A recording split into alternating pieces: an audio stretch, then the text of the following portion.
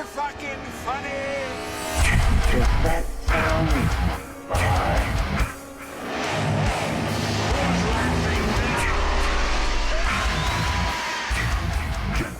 What's the boogeyman?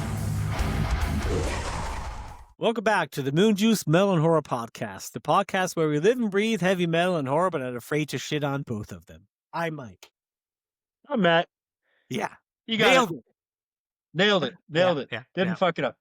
I fucked it up last time, but you let me go. It was a minor slip. Me and Mike are coming off of a Terminator discussion. Yeah. I mean, that absolutely has nothing to do with the movie that we're doing right now, but it's still an interesting conversation for horror fans. Yeah.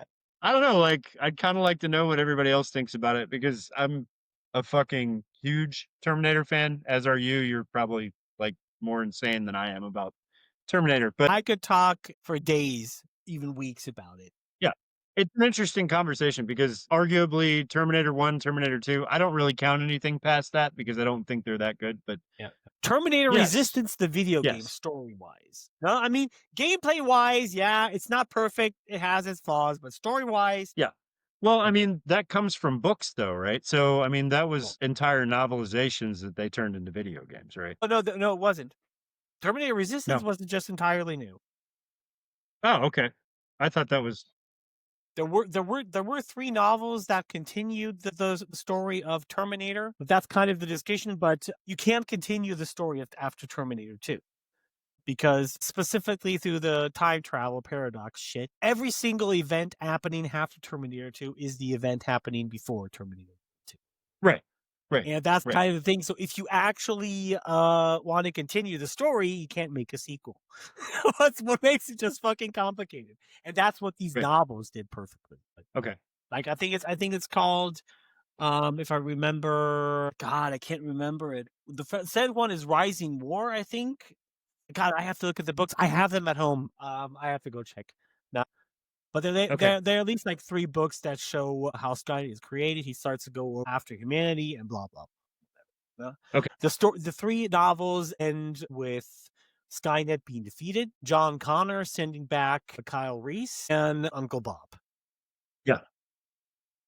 Okay. That's how books end. Because even at the end of the story, you can see like John Connor give Kyle Reese the picture of his mom, and then sitting down telling him what he has to say to his mom. Then he goes through, and Dieter Rosenbach, an Austrian spy that Skynet used his DNA to create the blood and skin for the T-101 model. That's why they all look like Dieter von Rosenbach. That would have been a brilliant way how they could have kept Arnold Schwarzenegger in the franchise. Yeah. Well, I mean, just like anything else though, Mike, like you've got, I mean, everybody wants to call it fan fiction, but you've got novelizations that are continuations of really good films. I mean, Star Wars is a great example, right? So you've got all these novels that were amazing, and fans of the original trilogy were like, this is amazing. I can't wait till they put this into a movie. And then they didn't do it. And it's the same thing with anything else. Like you could say Alien as well, right? So there were Dark Horse novelizations of what happened after Alien 2 that were fucking brilliant. And had they put that into a movie, it would have been amazing. But they didn't. They decided to go with their own story. Not that Alien 3 was bad, but it would have been better had they just done what was in the novelization. And I argue the same thing with the Terminator. Like, instead of what was in the books, we got these movies after part 2 that every one of them for me is a throwaway. I didn't like any of them. Yeah. It The thing is, it I mean, didn't. yeah, I agree. I mean, Terminator 3 at least stayed true to the allure and story, even though it made no fucking sense sending the Terminator back. Oh, Skynet creates a Terminator that can kill other Terminators and sends it back in a time before Terminators existed. What? And then we got the most recent film, which was absolute fucking garbage. Like, I have no idea. And the worst part is, I think James Cameron had something to do with that, didn't he? No. I mean, most that was recent? marketing. That was PR marketing, whatever. The only thing is he read script once and signed it. So basically, so they could put his name on it. His name Okay. on it was just pure PR marketing. to get Okay, hardcore. well, that makes a little bit Terminator more fans. sense because I can't believe that he would bless off on that garbage.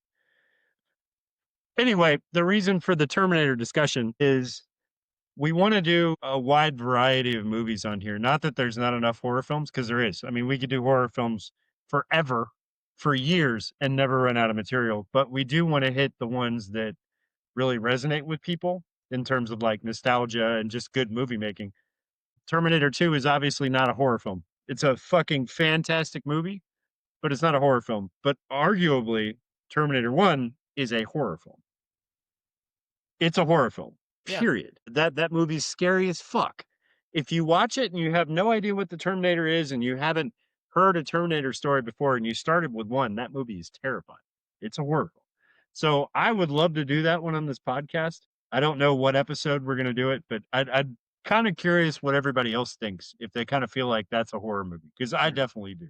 Yeah. And you do too. Me too. Right. Absolutely. Yeah. Terminator is listed as a horror movie. It was even R-rated specifically. And if you look anywhere, usually on the Terminator, it's listed as sci-fi, horror / thriller. So everywhere, the first, not the second part, but the first part is also listed as a horror. The other debate is I think it's also Arnold Schwarzenegger's only real horror film. Have you ever thought about that? Well, yes, Predator. I'm not sure I would consider that a horror movie, but yes, That's action. It's true. It's action. Yeah, that'd be Arnold Schwarzenegger. Well, there was another one. I think it was called End of Days, and people argue that that's a horror movie. Don't call But that's not a horror movie. That was dark. That was fantasy. That was just a fantasy movie. Now that was like an action fantasy. That wasn't horror movie. No. I mean, I'd say it's his only horror film. Yeah. Honestly. Anyway, so for Terminator fans, be happy because we will probably do Terminator 1. I'd like to do it soon, Mike, just for fun. I'm sure we could probably find a slot to stick that in here soon. I mean, Halloween's coming up, so we'll probably do some Halloween-y style movies during October, but yeah, I'd like to do the Terminator sometime. We already have our Halloween movie set up. No. Yeah. I mean, to more or less, we have a Halloween schedule set up. And my original plan when I wrote our program was to kind of start it around, kind of slowly get into it at the end of December with specific movies, what we're doing basically now, because a lot of people also consider this one to be a Halloween movie, obviously. No? Yeah. Definitely. This movie that we are doing right now, I'm gonna try not to nerd out too much, as I'm sure you are as well. It's difficult though, because this movie. I mean, this specific movie, because it's I guess because it's one of my favorite horror monsters. I think you're not that much. I mean, I'm way more into it than you. I read like anything I can find about these monsters, and this is basically the one that started it all, that created this type of a monster, the way we know it. Right. And what movie are we doing, Matt? So we are doing Bram Stoker's Dracula. 1994. 1994, the good one. That's not to say that anything that came out previous to this was not good, but there's a lot of confusion that we have to clear up here, and I think this is kind of the fun part. We already did Nosferatu, right?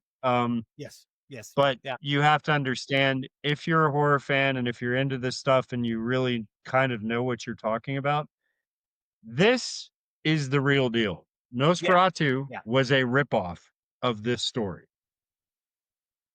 I'm going to get all the hate in the world for that. We've already said it before. Not that Nosferatu is not a good film. It has its place in history. The original is a classic. Yeah. The remake that was just done is a beautiful film. It has its place in film history, but this is the ultimate. And this film, arguably, this version of it is the fucking version. Yes. Yeah. That's this the thing. Movie is perfect. Just like I said, when it comes to also the original stories, you can say both of these vampires, are like they're the most well-known vampires, whatever, Dracula and Nosferatu. Dracula more or less created the modern vampire story we know. Nosferatu continued and brought its own thing into it, for example. I think I said it in our Nosferatu episode. In Dracula specifically, vampires aren't killed by sunlight. It only weakens them. And Nosferatu is actually, I think, That was the first movie that actually introduced the fact that vampires die or burn. That was Nosferatu that did that. So it's kind of like, yeah, even in this movie, when it comes to the lore, I'm not entirely sure. I would have to reread the book. I read the book when I was like 10 or 12. Yeah. So I remember it this way, that in Dracula, you become a vampire if you get bit by one. And in Nosferatu, it's the other way around. I'm not sure, because in this specific movie, it's also stated that you become a vampire through blood transfusion. Right. In this movie as well. Right. But I'm not sure if it was that way in the book or if they just changed that specific aspect of it. One way or another. So I'm gonna have to actually go back and look, because I read the book as well, but I read it in college. There was a class that I took because I thought it would be fun, and it was American literature. And thankfully, the professor was a huge horror fanatic, and I loved it. I was like, okay, I'm taking this because this guy is a horror fanatic. I know I'm going to read some horror books. So I got to read Frankenstein and I got to read Dracula, and we had to do book reports on it. From what I remember, if I'm not mistaken, in the book Dracula, if you get bitten by a vampire, you become a vampire. So I think for this movie specifically, they changed it to where you have to, one, be bitten, and two, you have to drink from the blood of the vampire that bites you to become a vampire. And I don't think that it hurt anything them doing that, because there's a whole scene in this movie where that happens, and it actually adds to the story really well. It helps fill in some blanks that maybe weren't filled in the book. The thing that I really love about this movie is that, so we all know in popular culture, and this is probably more so now than ever before, vampires are romanticized to the point that it's almost sickening. I don't know if you feel the same way, but it's romanticized like Vikings are romanticized. Like, it's just so over the top and overdone. but it is truly as well. But what should I say? I like vampires, so I like vampires too. Don't get me wrong. I just feel like we're over romanticizing a little bit. You could say to a certain degree, Dracula is what actually started that, because that was the first time where you had like a romanticized version of vampires where they're attractive and whatever. But the romanticization of vampires was started through Anne Rice. And even though one of my favorite authors, I love the Vampire Chronicles, one of my favorite vampire franchises. That was like the first vampire story, a very popular one, where the entire story was told through the perspective of the vampire. All other vampire stories, books, movies, or whatever before that were like the typical, the vampire was the evil monster, somebody tried to kill him, but the story told specifically through the perspective of the vampire, Anne Rice started that. And everything else beyond that basically took that template. Buffy did it a little bit differently. Of course, Buffy did lead into the, vampires are soulless demon things, except for Angel, but that's a different discussion. Not getting into much of that lore. Then you have like, what was the next big show? Of course, Underworld, for example. It didn't romanticize them. It just made you want to bang them the whole time. No, I mean, you have Blade, of course. No? I mean, come on. You're not going to get any argument from me there, dude. You're not going to get any argument from me. Don't tell me you watch 3 or 4 movies with Kate Beckinsale in hot spandex, and that does not cross your mind. Don't tell me that. Of course. Yes, those movies definitely put that in your head for sure. The werewolves, by the way, Underworld is perfect because it's pure eye candy for both sides. Vampires are all super hot chicks, and all the fucking werewolves look like Jason Momoa. Yeah, you're right. Yeah, you're absolutely right. I mean, have you ever noticed that? That's what actually Underworld did. No, of course. Then you have like the big 2 things that came up, like it was Vampire Diaries and Twilight. That what led to the ultimate romanticization of it. Even though I love the Vampire Diaries, it's a great show if you like vampires, but it's because you still see you can't say it's a vampire show. So Yeah, but those for me, they kind of stepped away from horror. And that's where I kind of draw the line a little bit. Like the more modern romanticizations of vampires kind of stepped away from the horror aspect of it and romanticized it to where it wasn't really scary anymore, right? No, that's the point. That's the point, Matt. I mean, when it comes to these kind of stories, vampires are not necessarily horror. Vampires can be horror, but they're not necessarily. Vampires are literally in anything. They're in horror, they're in fantasy, they're in thriller, they're in sci-fi. You can throw them into anything. No, I saw sci-fi vampire movies. I mean, what was the one? It was a B movie.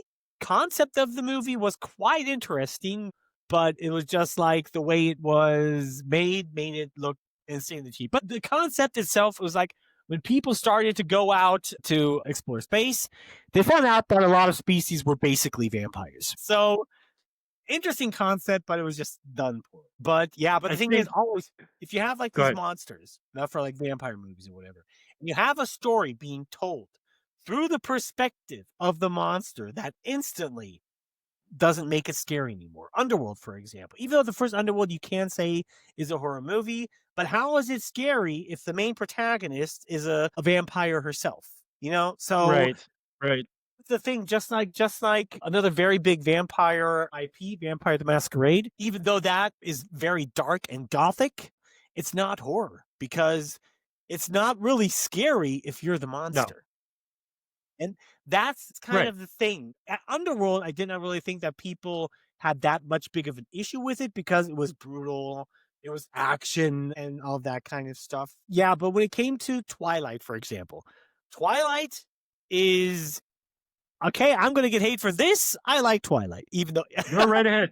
Yeah, but I like Twilight. I mean, I'm going to get hate for it, but I like the Twilight movies.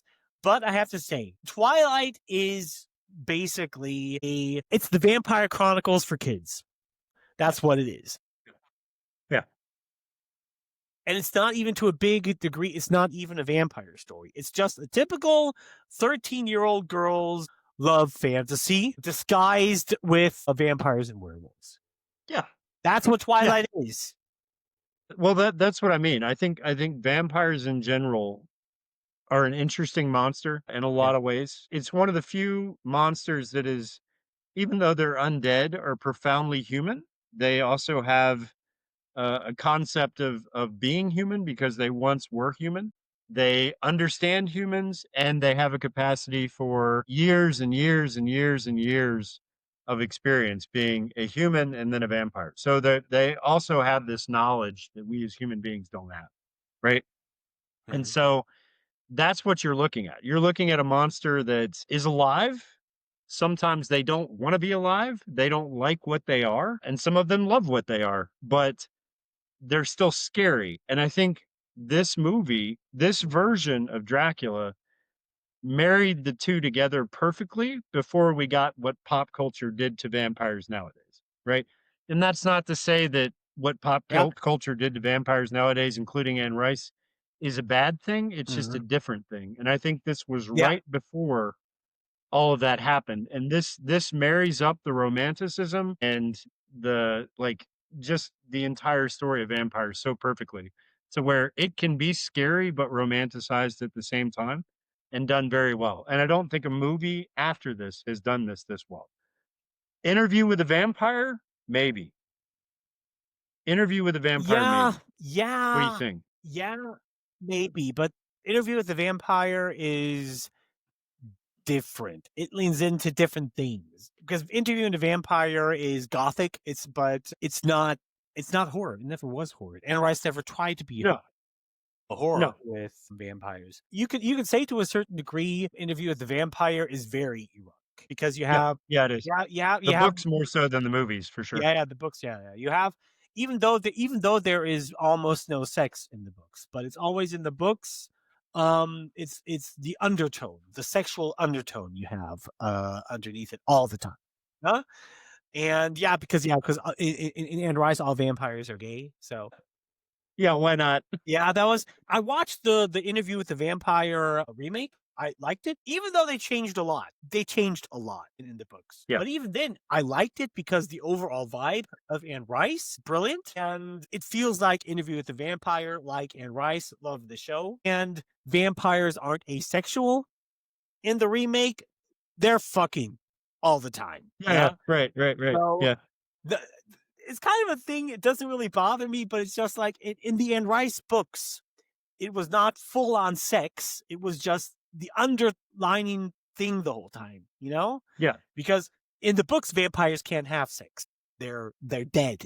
But that's cherry picking. But however, the show is great, by the way. Well, I think maybe we're getting into the weeds a little bit with it, but New Blood, right? Did you ever watch New Blood? No. Or was it True Blood? True Blood, not True New Blood. True Yes, Blood. yes. I True think I Blood. watched the So first. that took it to a whole nother level, but that was also not horror. But that took the vampire sexuality to a whole nother level. Like True there's Blood not was sex all one the time. episode of that fucking series where That's they're like- not yeah. gagging. Yeah. I mean, but True Blood was a good show. It wasn't I liked bad. It wasn't a bad series. It just doubled down on the sex. You know what I mean? Yeah, that's true. That's true. This movie, though, I think like I said, it marries everything up just perfectly. I think it's probably the closest to the book you're going to get because the book itself was written a really long time ago. And so there were things that they could not put in the book that Bram Stoker didn't put in the book because he probably couldn't have, right? But they put it into this movie, right? So this movie is much, much more risque than the original book was. But I think that's telling of the times that this movie was made. This movie is very, very accurate to the book. Yeah, no, it is very accurate to the book. It's just that if you read the book and you watch the movie, you'll notice that the movie is a little bit more dark. It's a little bit more gory, and there's also a little bit more of a sexual undertone than there is in the book. And I think that's just because of the time, right? Yeah. Things were implied in the book that they Yeah. probably couldn't outright come and say just because of the time that it came out. But instead of implying it, they put it into the movie here. And so this movie is a risque movie. I remember because at this time, I was a teenager in Mobile, Alabama, right? And so when this movie hit the theaters, the churches were lining up at the theater to protest this movie coming out. And I think that's hilarious. To this day, Dracula. I remember the churches picketing the fucking movie theaters because this movie was satanic, right? Of course it's satanic. It's Dracula. Dracula was never not satanic. I mean, if you're going to protest this movie, go protest the bookstores too. But they didn't. They were specifically heading to the theaters, begging people not to go see this movie. And when you see the movie, there's really not anything like all that satanic in it. There's not. I mean, it's a very dark movie. They definitely pushed the gothic envelope on this, but I think that that's the part of the movie that really is great. Like Yeah, that comes the with imagery here, that comes with the overall vampires. tone, everything is extremely gothic. And that's why I love it. Like the opening, Mike, you probably admit the opening is probably the most epic opening of any vampire film ever. Yeah. This opening is awesome, right? It opens up showing you, first of all, the top of Dracula's castle, right? And there's a huge, like, you know, there's a cross, it's very gothic architecture, and they start to explain what the year is. They start to explain that there's a war that's on, right? The year's 1462, which this is directly from the novel, which I love. Like the opening scene is the exact opening from the book. It's 1942. Constantinople has fallen. Turks have swept into Europe with a vast superior power, striking at Romania, threatening all of Christendom, which this actually happened. So I love the original novelization for the fact that they actually took the war itself and exactly what happened and created a story out of that. So historically, what they're saying at the beginning of the film is exactly what happened. Vlad the Impaler is exactly what they're saying he is here too. So Yeah. everything after Vlad the Impaler, them saying what he is all fiction, of course. Yeah, of course, yeah. But the opening here is exactly what happened. So there was a knight that rose out of Romania whose name was Dracula. He was from the house of Dracula, right? Which was a famous family. He had a wife that he loved very much, and he had to leave for this war, and she, of course, was heartbroken by this. And this is all told through a brilliant screenplay where the lighting, everything from the lighting to the sound design to the just everything is beautiful. And I would argue this is actually prettier and better done than what we just did with Nosferatu as well. Like it's gorgeous. Yeah. And for the time too, I was thinking if you watch this opening scene, there's not a whole lot to see detail wise. There's everything's like it's kind of a silhouetted backdrop of a war against like a red sky, and everything's shadows. And you see this guy just tearing through armies of people, cutting heads off, Yeah. sticking them on spikes, sticking it in the ground. It's gory as fuck, but it's really, really fucking well done. And I have to praise this movie specifically for that. Like, this has got to be the most epic opening of any like vampire film I've seen. Yeah, well, he's tearing through them and whatever, and then you see where I think he impaled a few people. Yeah. And the Turks sent a false message to his castle telling that he was dead, but it was a false message. Right. Because of that, his wife, Yeah. not Nina Harker, but his wife committed suicide.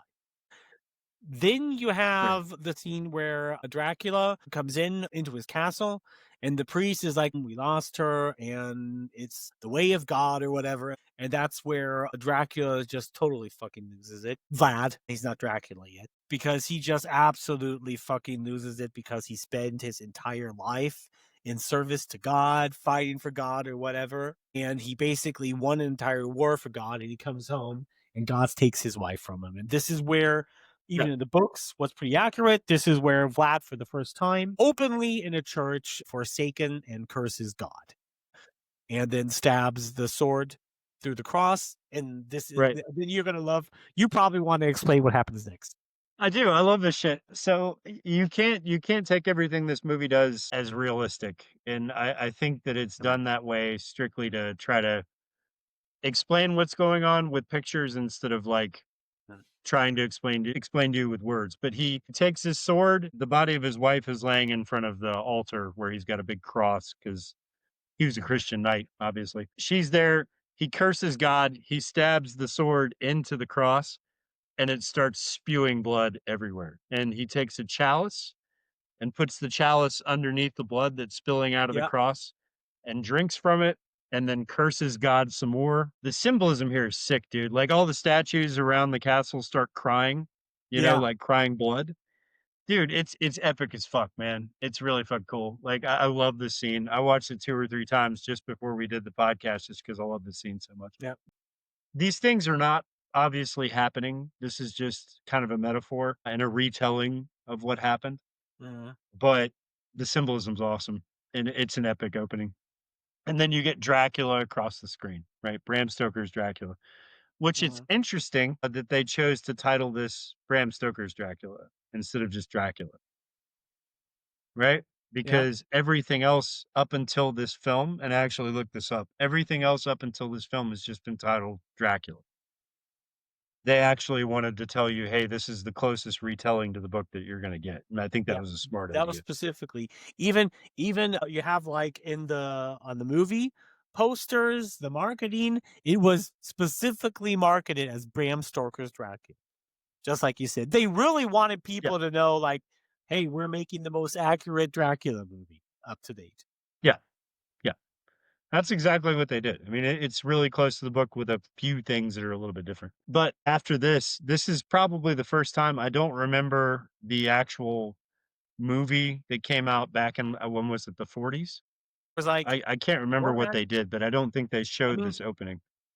It was one. There were 2 actors that played Dracula, I think, before Christopher Lee.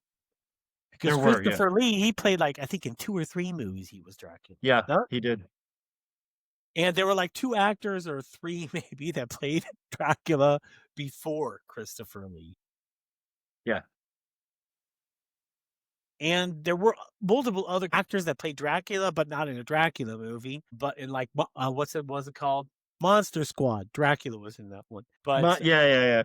Yeah. But They didn't those original movies did not give you this type of opening. This opening was always told, kind of like with words or a writing on the screen. They did never yeah. show you this. This is the first time we're actually seeing this opening the Mm. way that it happened. And I love that they did that because arguably that's one of the most epic parts of the story. So we're opening on a bang with this film. After you get the title card, it kind of shows you England, right? Well, modern day England, but it's the England for this time, and you get your introduction to the main characters. And it's basically the exact same story as Nosferatu.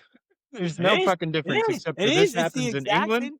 I mean, for people that don't want to acknowledge it, I'm going to say it again. When the first Nosferatu movie came out, the studio who made Nosferatu were sued for plagiarism by Bram Stoker's family, and all copies back then of Nosferatu were destroyed, except for one that made it over to the US. All other copies are made for that one.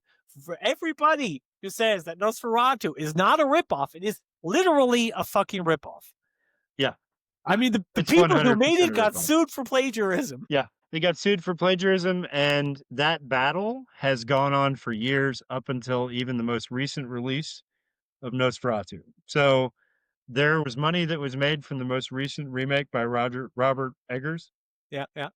Money went to the family of Bram Stoker that they made from that movie. That's how long this shit has been going on. Right? Of course they have to. They have to because his family still owns the rights. I mean, I'm not sure if they have only to the Dracula story or to the IP Dracula himself. I'm not sure about that. I'm not really sure.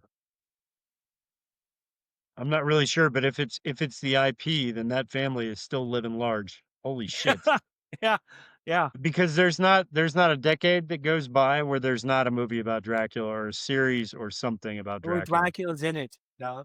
I mean, Yeah. I mean, if it's a vampire show one way or another, even till nowadays, Dracula is going to pop up in it somehow, or even only if it's mentioned as a fucking cameo. I mean, Dracula was even in Buffy, Matt. Yeah, Yeah, I know.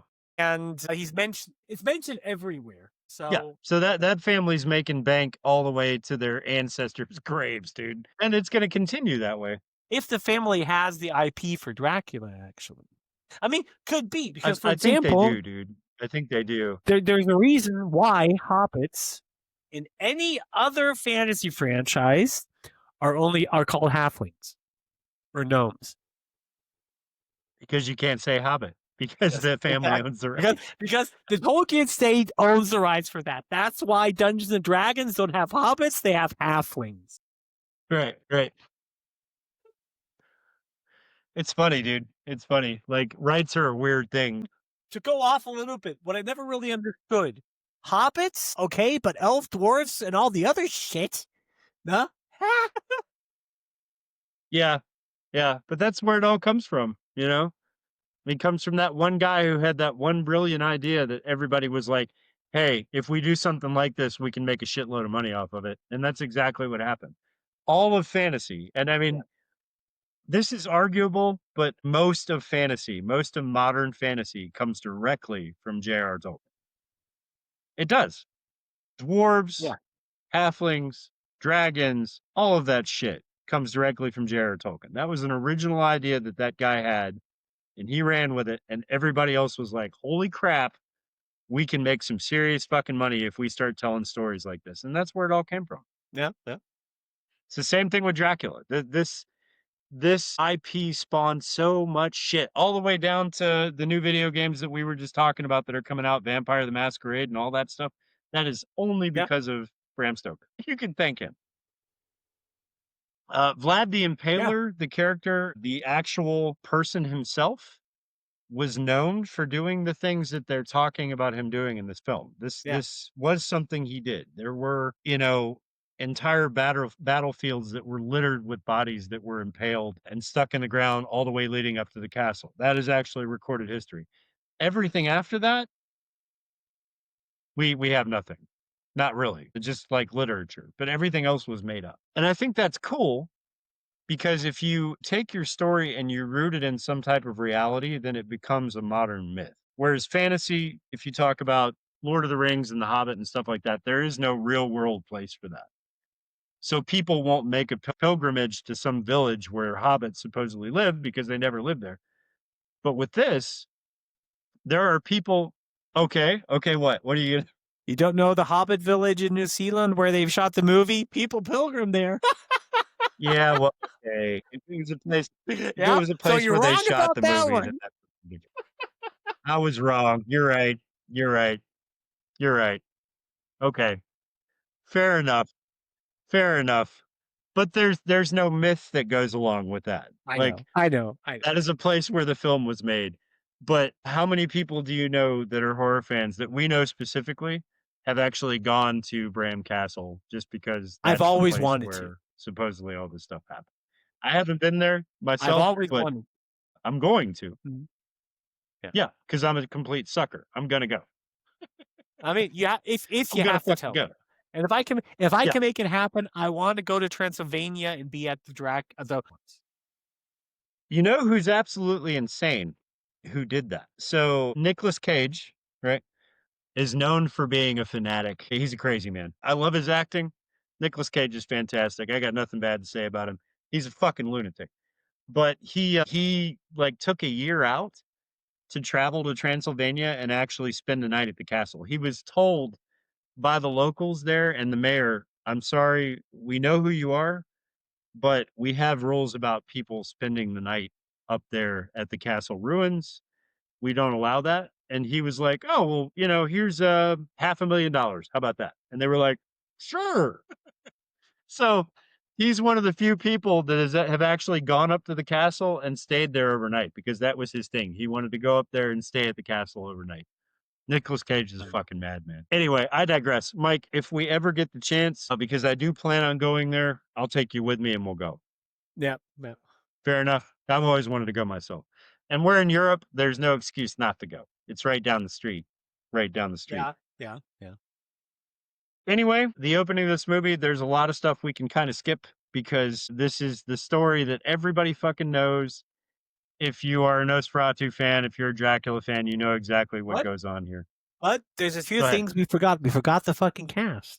Oh, yeah. I mean, the cast is, of course, everybody knows. Yeah, okay. Well, we have the fantastical Gary Oldman that plays Dracula in the movie. Nina Harker is played by Winona Ryder, and Jonathan Winona Harker Ryder, is played by Keanu Reeves, of all people. Yep. What's hailed is Van Helsing. This is what I find hilarious. Van Helsing is being played by Anthony Hopkins. Sir Anthony Hopkins. Yes. What's crazy about Anthony Hopkins is Anthony Hopkins with that is part of the most iconic horror character. He was in Hannibal Lecter. Yeah. He was the Wolfman and Dracula. I mean, the only one that could top that is Christopher Lee. He's played every single fucking horror character that exists. You're right. To say about Christopher Lee, if I'm not mistaken, he only played. If I'm not mistaken, dude, Christopher Lee is also Sir Christopher Lee. Exactly. So you have two knighted Englishmen that have played in multiple horror films that are famous. But what I thought, Christopher Lee only played in one of the Howling movies. I think it was Howling 2 or Howling 3. I'm not sure. He was asked why did he play in that movie? And he just said, because I've never played a werewolf. He literally played the Howling just so he can say, okay, I played every single fucking horror monster. Yeah. That's also why he did Star Wars. He's like, well, I've never been in a Star Wars movie, so I'm going to do that too. I mean, the guy's literally done fucking everything. But I will say this about Anthony Hopkins. Like, there's no doubt that this movie has probably the best casting you could have had for this movie.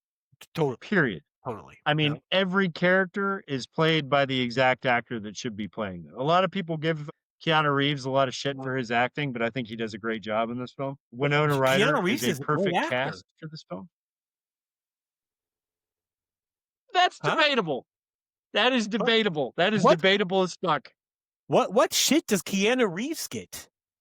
That's one of the only Hollywood actors that gets almost no hate, dude. No, he doesn't get hate because of who he is or his personality. I don't argue that he's not like a great guy. He is, and he's in some of my favorite movies.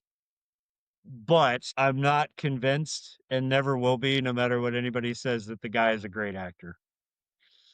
He's good, but he's not great. The guy's not Okay, great. yeah, His his yeah. his English accent in this film is atrocious.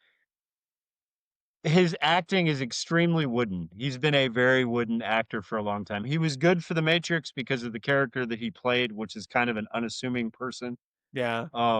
Neo is kind of an unassuming, possibly a little bit dumb guy.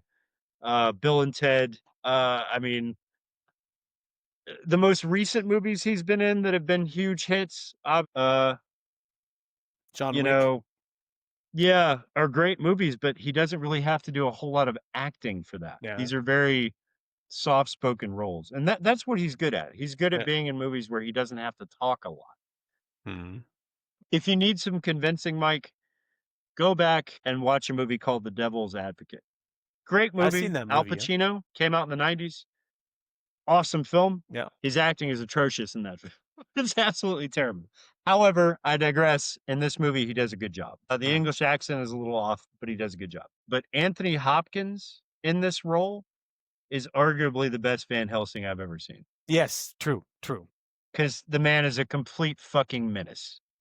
He's a psychotic Yeah, doctor. He yeah. is. Like, Yeah. every word that comes out of this guy's mouth is insane. And even the other characters in the movie, every time he says something, they're just like, "What the fuck?"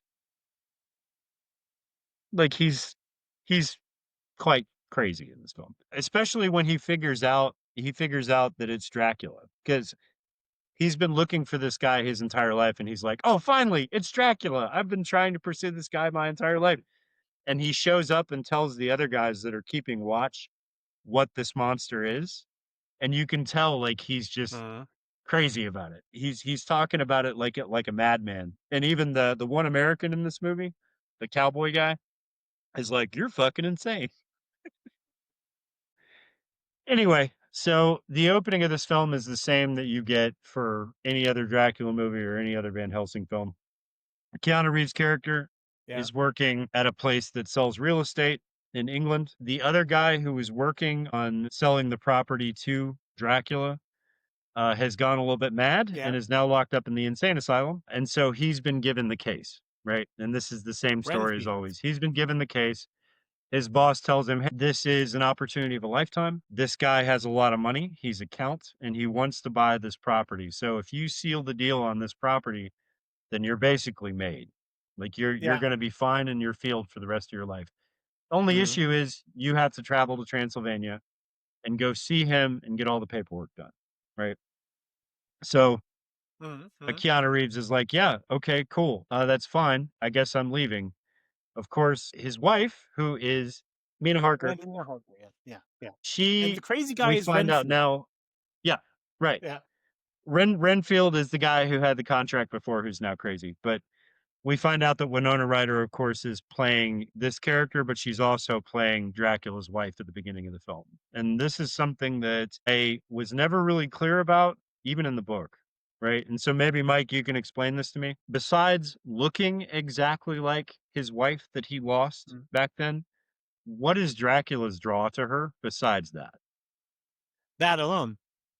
No, That's it. that She that looks that was like a her, right? that was what Dracula drawn her towards Gene. It was actually in the book. I'm not entirely exactly sure why Dracula bought the estate in London, but when he saw Keanu Reeves' medallion, because he wanted to move to London, he actually saw in the his medallion that Jonathan Harker's wife looked just like his. Okay. Dracula saw this as her being the reincarnation of his wife, and he Okay. instantly basically to go. So that's why he Right. specifically went after Nina Harker when he went to London, and specifically why Dracula kept Jonathan in his castle with his brides. They were Okay. supposed to keep him there, so yeah. Right.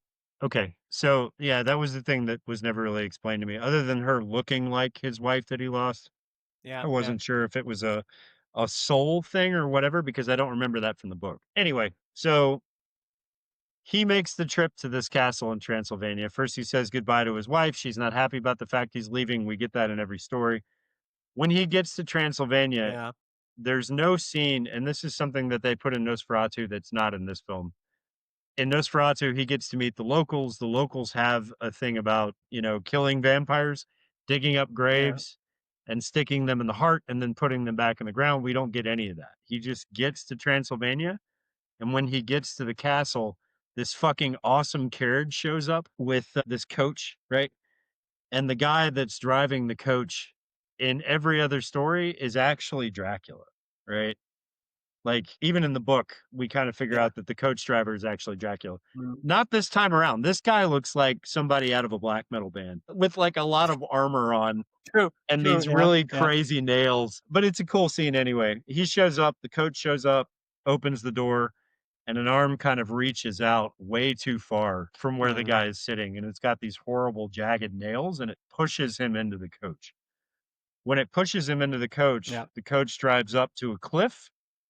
And when it gets to the end of the cliff, there's all these crazy purple lights and weird green fog and everything that shows up that transports him and the coach from the cliff to the front of the castle. I know. I have to wonder why his character did not feel like this was a bad situation or something to be scared of, because he doesn't look bothered by this at all. Did you notice Yeah, that? he's just standing there like, oh, hey, how are you doing? Yeah, because you could maybe put that back to Keanu acting, because that was not how Jonathan Harker acted in the book. No, so No, no. This is all incredibly odd and a little bit perverse. So, and it doesn't stop there. Like, he doesn't seem phased by any of this, and this bothered me in the movie. And this is where you kind of have to wonder how much of this is actually just kind of romanticizing the story and how much of this actually happened. yeah, But he gets to the castle, and of course he meets the count, right? This is the most weirdest looking Dracula in film history. This guy has a big, long, red flowing cape and an ass on his head. yeah, I get it. Why they go for that design specifically, I don't know, but that is actually the next point. It was also that way in the book. You know, that when Dracula was first in the castle, that he first was a very, very old man. And that was the thing that in the book specifically went on for quite some time longer.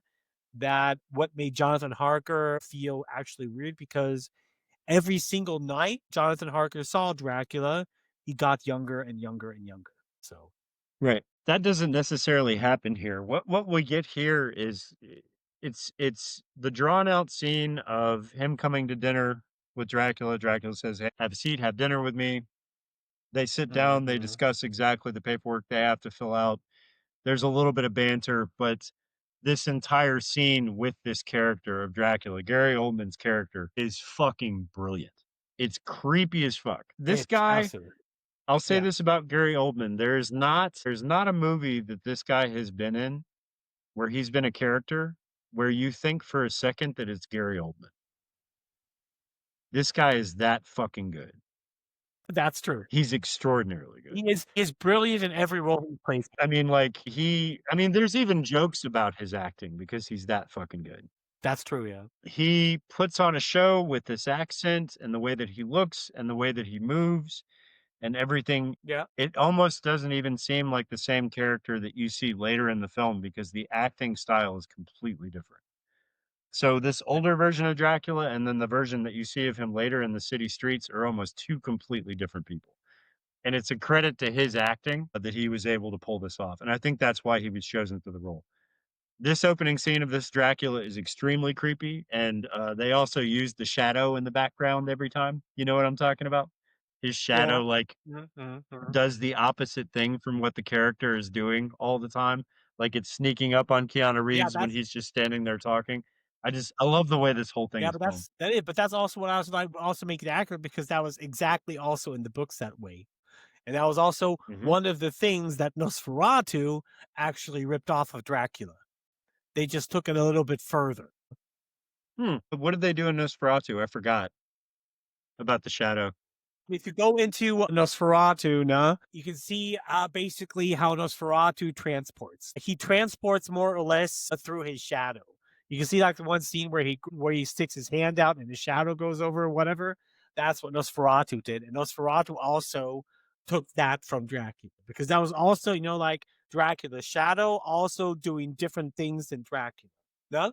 But it could Okay. also, I'm not sure if even in the book it was just an illusion Dracula was doing, because Dracula is insanely fucking OP for a vampire, all of the different ability he Yeah. has or whatever. No? Yeah. Yeah. So but it's the shadow thing that also Okay. Nosferatu did. They took that. Okay, yeah, Nosferatu pretty much. We said it a few times. It's a Dracula ripoff. Just cannibalize the entire story. Yeah. So we get this whole scene in the castle a little bit later after they've already done all the paperwork and everything, and he's already slept there a night or two. Dracula walks in while he's shaving, and he's cut himself on the neck, right? And I love this scene. Gary Oldman's character, Dracula, comes in and he takes the razor from him and he starts shaving him for him, right? Like he's in front of a mirror. But the first thing he does is take the knife while like the razor while his back is turned and like licks the blood off of it and almost has an orgasm. He's like, oh, I fucking love that part, dude. Like he licks the blood off of the knife and then starts giving him a shave, right? And he Yeah, says, look, whatever you do, I want you to stay here for a month and I won't accept no for an answer. But please understand, I don't want you to go to any other part of this castle because there are bad memories in this castle and there's evil parts of this castle and you don't really need to leave this room. So don't do it. Right. A little bit of an odd yeah, request, but you kind of get the feeling that Jonathan Harker's kind of a little bit under Dracula's power right now anyway. Right. So he's not yeah. really thinking I would anything say of it. more creeped out. But this is, I mean, huh? We're creeped out. I wouldn't. I would not necessarily say it's under his influence. It's just he's fucking super creeped. I mean, everybody would be creeped out, but you have like going through this castle, you have to stay here a few days, and the guy would tell you don't go anywhere else. A lot of people, to be honest, if they were super creeped out, I think a lot of people would probably want to leave that castle the same fucking night. Of course. This is one thing that I was never quite convinced of with the story in general is that he doesn't just try to leave immediately because the things that have been happening here since since the start of Yeah, getting in this castle are so fucking weird and twisted that I would have been leaving. But he stays and he stays for a little while before he realizes what's actually going on, right? yeah, yeah, Anyway, yeah, a Dracula tells him, "Hey, please don't go to certain parts of this castle because it's not safe." A Dracula leaves the room. And then Jonathan Harker looks out the window and looks down into the ravine that's outside and then sees Dracula crawling across the wall outside. You know this part? It's cool because I think this is the first yeah, time that this yeah. has been done I on know what film. part you're talking about. It looks silly as fuck. It looks silly as fuck, but it's also creepy as shit at the same time. And it's filmed very cool. That's true. So you see That's true. Yeah. Dracula crawling across the castle on the outside, you know. It's a cool scene. Of course, Jonathan Harker doesn't think this is a normal thing and decides to leave the room. He's like, fuck it. I need to try to find a way out of here if I can. And he heads kind of down Mhm. towards the catacombs of the castle, right? He comes to this Yeah. one door, opens it up. There's a casket in the room and there's a chest, right? And so Yeah. he opens the chest and he looks in. And I'm not really sure what this is supposed to be, but it's like a chest full of potions and different things. And when he opens one of them, he opens one of the vials and there's a drip that's coming off of it, but it drips towards the ceiling instead of down. So you get the feeling there's like some odd magic going Okay. on that maybe Dracula has potion wise that maybe help him in some way. I don't know why they did this scene, but it was cool. Right. And then he heads further down into the basement, and this is where we get in kind of the R rating of the film. He ends up downstairs on this Yeah. kind of Yeah. like big mattress where there's Mhm. blankets everywhere and there's fog, and he's hearing these voices of what kind of sounds like sirens, like the way sirens are explained to people, like there's a call, lay down, relax. And he Yeah. does exactly that. He lays down on the blanket and then proceeds to get raped by all of Dracula's wives. Can I say raped? I can't say raped, can I? Yeah. Well, yeah. Yeah. But that is what happens, Matt. So, yeah. Yeah. Yeah. So This is also, I cannot remember the actress's name, but she's a famous French actress. And this is a scene that she's in that kind of cemented her as kind of a temptress. And she's been in so many films after this, including Yeah. Brotherhood of the Wolf, which is a werewolf film, but is not really a werewolf film. Monica something, right? Yeah, Monica Bellucci. Is it Bellucci? No, it's not Exactly. Bellucci. It's Monica Bellucci. Exactly. Yeah. Yeah. yeah. Yeah. Yeah. She's awesome, but this was her first movie that she was ever in, and well, not her first movie, but this is the movie that cemented her as kind of a sexual temptress. And ever since this movie came Yeah. out, she's been cast in those kind of roles, including being Beetlejuice's wife in the new Beetlejuice film. Yeah, the entire Beetlejuice thing I thought was a little bit odd, Matt, to be honest. Why? Because Beetlejuice 2 I thought sucked. I didn't like it. And her entire role in Beetlejuice 2, that entire plot went absolutely fucking nowhere. I mean, throughout the entire movie, it was like, I know. what is she doing? Yeah. So, just Yeah, about no, I'm with Beetlejuice. you on that. I didn't. No, it's okay. I love Beetlejuice. I wasn't a huge fan of the second film. I thought it was okay, but there were some things Yeah. that they probably could have done a lot better than they did. It wasn't terrible. Yeah, It yeah, just yeah. wasn't on par with the first movie. But That's anyway, true, yeah. this is that actress, and we get this whole sex scene where all of Dracula's wives are piled on top of him and basically molesting him. And Dracula walks in and he's like, Yeah. "What's going on? Get off of him. He's mine." So they all kind of scatter to the four winds. And it's a cool scene because you realize one of the girls is not just one girl, she's two. Like she's joined at the waist by another girl and then kind of creeps away early, kind of like spider like. It's really fucking cool. Yeah, yeah. Cool scene. But I think this is where Dracula feeds off of him for the first time, even though I don't think we see it. Yeah. Because he comes in after shooing them away, and that's the last thing that we see. So we get the idea that he fed off of him for the first time here. From this scene, we cut back to England, and what's happening right now is that his wife is staying with some rich friends of his, which is also what happens in Nosferatu, right? Same Yeah. thing. She's staying with him. She has a best friend named Lucy, Yeah. which I love this actress, dude. I can't help it. She's fucking great. She's a great actress. She is. Every guy who comes her way, she'll flirt with him for a little while until she sees the next guy come, and then she'll just leave that guy and go flirt with that guy until the next guy comes, and then she'll Yeah. leave him and go flirt with this girl's personality. She's very like loose, but somehow Mina Harker likes that about her because Mina Harker is like, I wish I could kind of be this way, but I'm not this way. And there's a great admiration for this character. And I think there's a reason for that because we start to see Mina Harker later kind of turn into this exact same thing, right? I'm trying to remember the cowboy guy's name. He's the only, everybody in this movie is an American except for this guy, but he plays an American. Can we I just can't call him remember his Cowboy name. Guy? We could, but he's an actor who specifically plays cowboys. Let me check. That's why I'm bringing it up. Like he does this role a lot. We can just call him I Cowboy Guy, know. Mike. It's fine. Yeah, let's just call him Cowboy Guy. I can't figure out which one he is. Yeah, let's just call him Cowboy Guy. Cowboy Yeah. Guy. Yeah. So it's not really explained why he's there, other than he's a friend of the family, but he's an American cowboy that is in England at this time. I think he's kind of just there to be like the protector, is kind of why they brought him in, right? Because he has that role later as like the guy, the gun-toting dude who's protecting everybody. And so we get an introduction to Lucy, who she is, who this family is that he's staying with, or that she's staying with. We get an introduction to the guy who is going to become Lucy's fiance. Fiance, right? yeah. Well, yeah. Yeah. And this is the guy from The Princess Bride, whose name I can't remember either, but great actor. And in this scene, we kind of figure out that this guy has proposed to her. All the scenes are kind of shoved together here, but he's proposed to Lucy and is going to be Lucy's husband, right? Yeah. And so then we cut back to the Dracula castle, and Dracula's leaving. He's leaving the castle to go back because he's seen the picture of Jonathan Harker's wife and is completely enamored with it.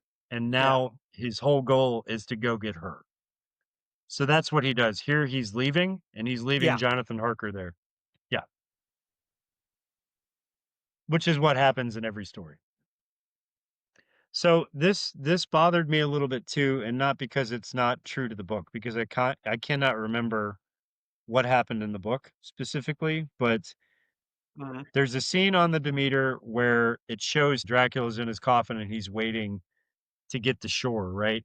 And so they kind of Yeah. explain that kind of quickly that people on the ship realize that something else is on the ship and it's killing people. And they just say this. And then you get a picture of Dracula's face as a wolf, which is really fucking cool. I love how they put this in this film because he can Yeah. kind of turn into a werewolf if he wants to, right? Yeah. So he's on the ship and he's killing people because you see this gigantic spurt of blood covering one of the sails. Yeah. Yeah. And then later you see the ship getting to shore, but did you notice, Mike, that there's a bunch of alive people on the ship when it gets there? Which, if I remember correctly in the book, everyone was pretty much dead on the ship Yeah. Yeah. when He it killed reaches it. everybody. Right. Yeah. But in this movie, when the ship gets to shore, there's a whole bunch of people on the ship and everybody's alive. And I have to wonder why they did that, but whatever. Yeah. Good question. So he didn't kill everybody on the ship. The ship made it to port with the entire crew. And what we get when the ship lands is we see a first person view of him as a wolf running through the streets. So he doesn't walk off the ship. Yeah.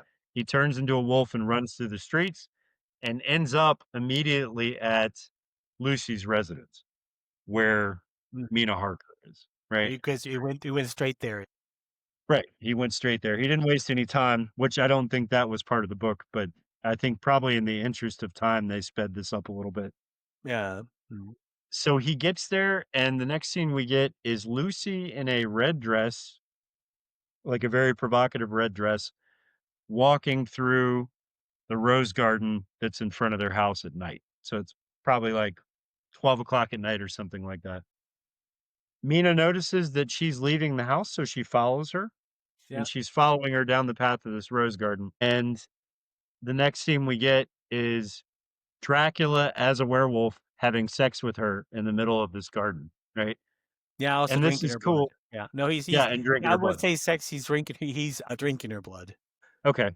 or maybe Scene have was sex. oddly sexual. Yeah. I don't know. Yeah. It felt like there was some Yeah. It's copulation there. Dracula. Dracula. Of course, it's probably sexual. I mean, it's Dracula. Vampires are very often very sexual, but yeah. So he's feeding off of her, and when he sees that Mina Harker has shown up and seized him, he says, "You can't see me." So you've got the kind of bedazzled thing that vampires can do where Yeah. they can say or change any memory that you have. And he says, "You can't see me." So she can't see him. And the only Yeah. thing she knows is that Mina is in the middle of this rose garden on her back with her clothes off. She goes out, gathers her up, picks her up, and the whole time that she's bringing her back to the house, Lucy's saying, "He attacked me. He bit me. I can Mhm. still taste his blood in my mouth. What just happened?" Of course, Mina's taken back by this completely. She has no idea what's going on because she didn't see Dracula do all these things. Yeah. Yeah. So she brings her back and puts her in bed. And from this point on, for the rest of the movie, Mina is a complete psycho. That she's under Dracula's control completely. No, thing is, it's not necessarily that she's psycho. She's turning because she drank his blood. He's just turning her slowly. And this is where we get the scene where she is getting ready for her wedding. She's trying on the dress. She's got a bunch of suitors around who are checking her out and measuring her and making sure that the dress fits and everything. And her fiance's friend, who is also a doctor, notices that her behavior is not right. He notices something's up. And he comes up to her and he says, "Hey, maybe you can explain to me what's going on. I've realized that you seem sick. You're very pale. You've got dark circles under your eyes. What's going on?" She's like, "Oh, everything's fine. Don't worry about me. I'm great." Also notices it. Mina comes up to her and says, "Hey, I'm your best friend. Please tell me what's going on." And this is where she kind of breaks down and is like, "I don't know. I feel sick. I'm scared to death. I hear voices. somebody's trying to talk to me and I don't know who it is. Help me, you know? And this is where Mina's like, okay. So she gets another doctor to come look at her. The doctor says, you know what? This is something I haven't seen before, but I have a friend who I studied underneath. I think it was Austria. Where's Van Helsing from? I think it's Austria. I think the original Yep. book was Austria. And Anthony Hopkins is doing kind of an Austrian accent for the rest of the film, too. So anyway, he says, I have this guy that I studied under. I'm going to have to send him a telegram to get him over here. But something's definitely up, so I'm going to call him. So he gets in touch with Van Helsing. Van Helsing reads the letter, and Van Dutch. Helsing shows up. This is where we get Anthony Hopkins. Van Helsing is Dutch. Okay. Apparently. Yep. Yeah. I mean, I guess that sounds Dutch enough. Yeah.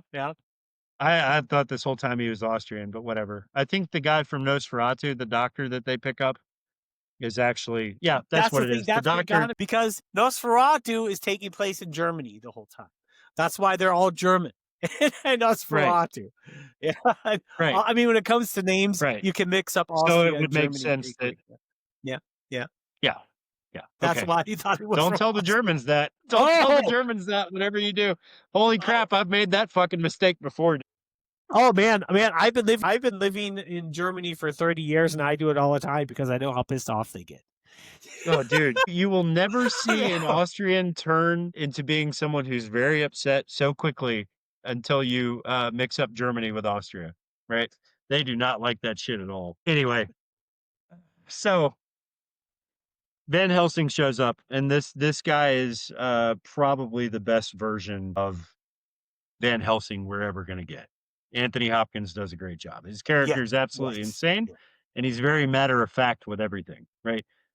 So he shows up and goes to see Lucy in her bedroom, right, with her fiance, and immediately notices that she's got bites on her neck. So he's like, okay, all right, we're dealing with a vampire, and this woman needs an immediate blood transfusion. So both of you men that are in the room, roll up your sleeves. We're doing a full blood transfusion, which, Mike, this would have killed her immediately because there's no accounting for blood types here whatsoever. Just roll up your shirt and give this woman blood. It would kill her, but this is like back in the time, they didn't know that. That was also a thing. I mean, when they done blood transfusions, half the time the people died because they did not know that. But you can make the argument here, she's already turning into a vampire, so blood is probably not going to hurt. That's true. Because so we get the feeling that this guy has dealt with vampires before. We already know he has. Yeah. But he's not aware yet that this guy is Dracula.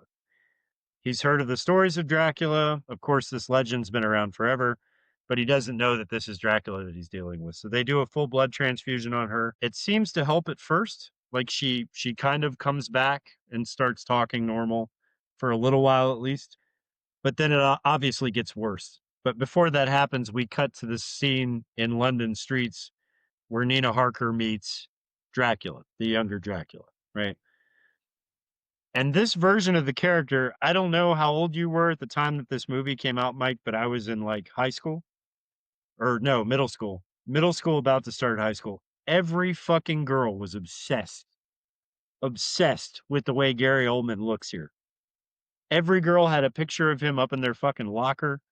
All the girls were like, oh my God, have you seen Dracula? This is amazing. Everybody was in love with Gary Oldman. It was insane. It's like Gary Oldman fever everywhere just because of the way he looked. In Germany, it was not really that way at all. When I was in high school or whatever, I was like the only one that liked vampires and werewolves because everybody else thought they were cringe. So Mike, you should have just stayed in America. Yeah. Maybe you should have just stayed in America. I was 10 years old. Like I did not have much say in it. I know. It's okay. Anyway, this version right here is odd because one, he has blue sunglasses on that are kind of set beneath his eyes. Colored sunglasses were not a thing at the time, so this was an odd choice of costume. But it looks really good. Like he's dressed very nicely. He's got this really nice suit on, a top hat. His hair's really long. Yeah. He's got kind of a beard. It's just a very young version of Dracula. And I think the first time that you see this movie, you don't really realize that this is who this is. Yeah. She sees Mhm. this stranger on the street and she's automatically drawn to him. We don't realize he is who he is until he first speaks to her. Because he So speaks he in a comes up Romanian and accent. introduces himself without saying his name. She's extremely weirded out by this guy. One, because she's a little bit drawn to him, but two, because he's got a little bit too much interest, right? And she's like, Yeah. hey, leave me alone. I'm going to walk this way. You're going to go that way. Leave me alone. And so she goes one way, he goes the other. And then he appears in front of her again on the other side of the street, wanting to talk to her. She's completely turned off by this and creeped out. And that's when he's like, look, I'm not from here. I don't know anything about the area. Maybe you could tell me some things. My name is blah, blah, blah. Right. Yeah. Yeah. Tells her his name and mentions the fact that he's a count. And then Count she feels Dracula. like a dick. Vlad. No, what does he say? Count. Yeah. Count Vlad Dracula. His actual name. So Vlad the Yeah. Impaler. That's right. He doesn't Yeah. say Dracula, but he says the actual Right. name, and of course, Yeah. He does that, and then she realizes he's a count, so he's obviously someone with money and whatever. He's also a foreigner and doesn't know anything about the area, so now she feels like a dick. She's like, okay, I've been mistreating this guy who obviously just doesn't know where he's at and doesn't know anything about the town and wants to know a little bit more. And she's like, I'm sorry for being so rude.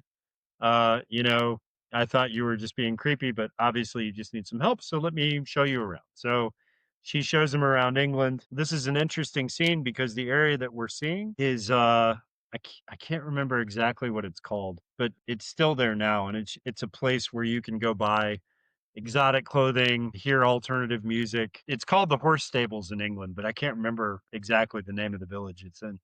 But it's a real place. And so at the time, this is where video photography was just now becoming a thing, right? And so they're showing moving pictures on the wall in the place. And of course, this is the first time Dracula has seen this stuff because he's been in his castle for hundreds of years, right? hundreds of years. At this point, Yeah. Dracula is only around 500 years old, 400 or 500 years Right. old. Right.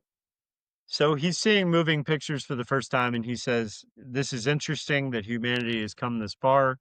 This is some kind of magic that I'm not familiar with. She says, magic? What do you mean magic? And this is where she starts to understand that he doesn't know anything about the modern world at all.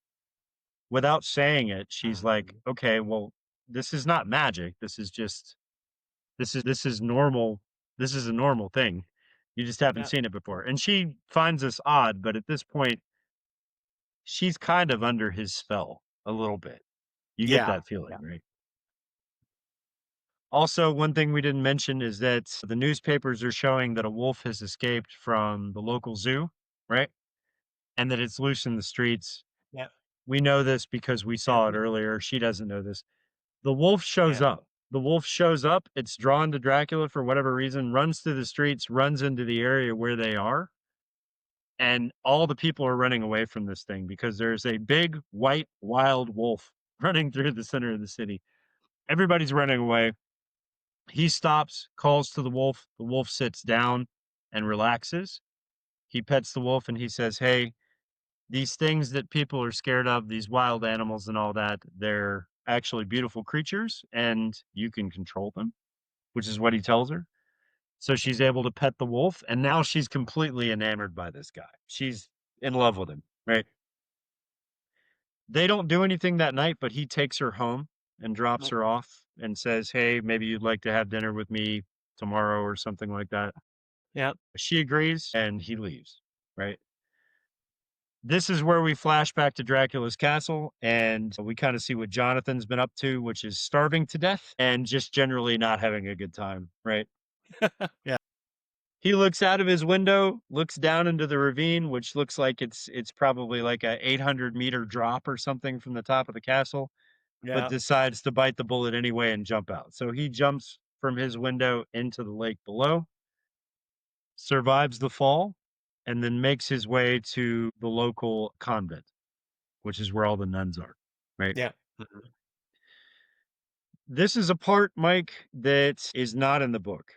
So this is the part where, and correct me if I'm wrong, maybe we'll come back and you can correct me, but this is something that happens in Nosferatu, but doesn't happen in Dracula, right? So he finds a local convent, the convent take him in, and they listen to his story, and then they say, okay, what do you want us to do? He says, send a letter to my wife immediately, telling her that we need to be married right now. She needs to come here to Transylvania, meet me here at the convent, and we need to get married. And they say, okay. And they send her a letter. I do not remember this from the book at all, but I remember this from Nosferatu. Can you remember For if it was in the Nosferatu, book? yes. Actually, I don't remember it being in the book. I would have to read the book again.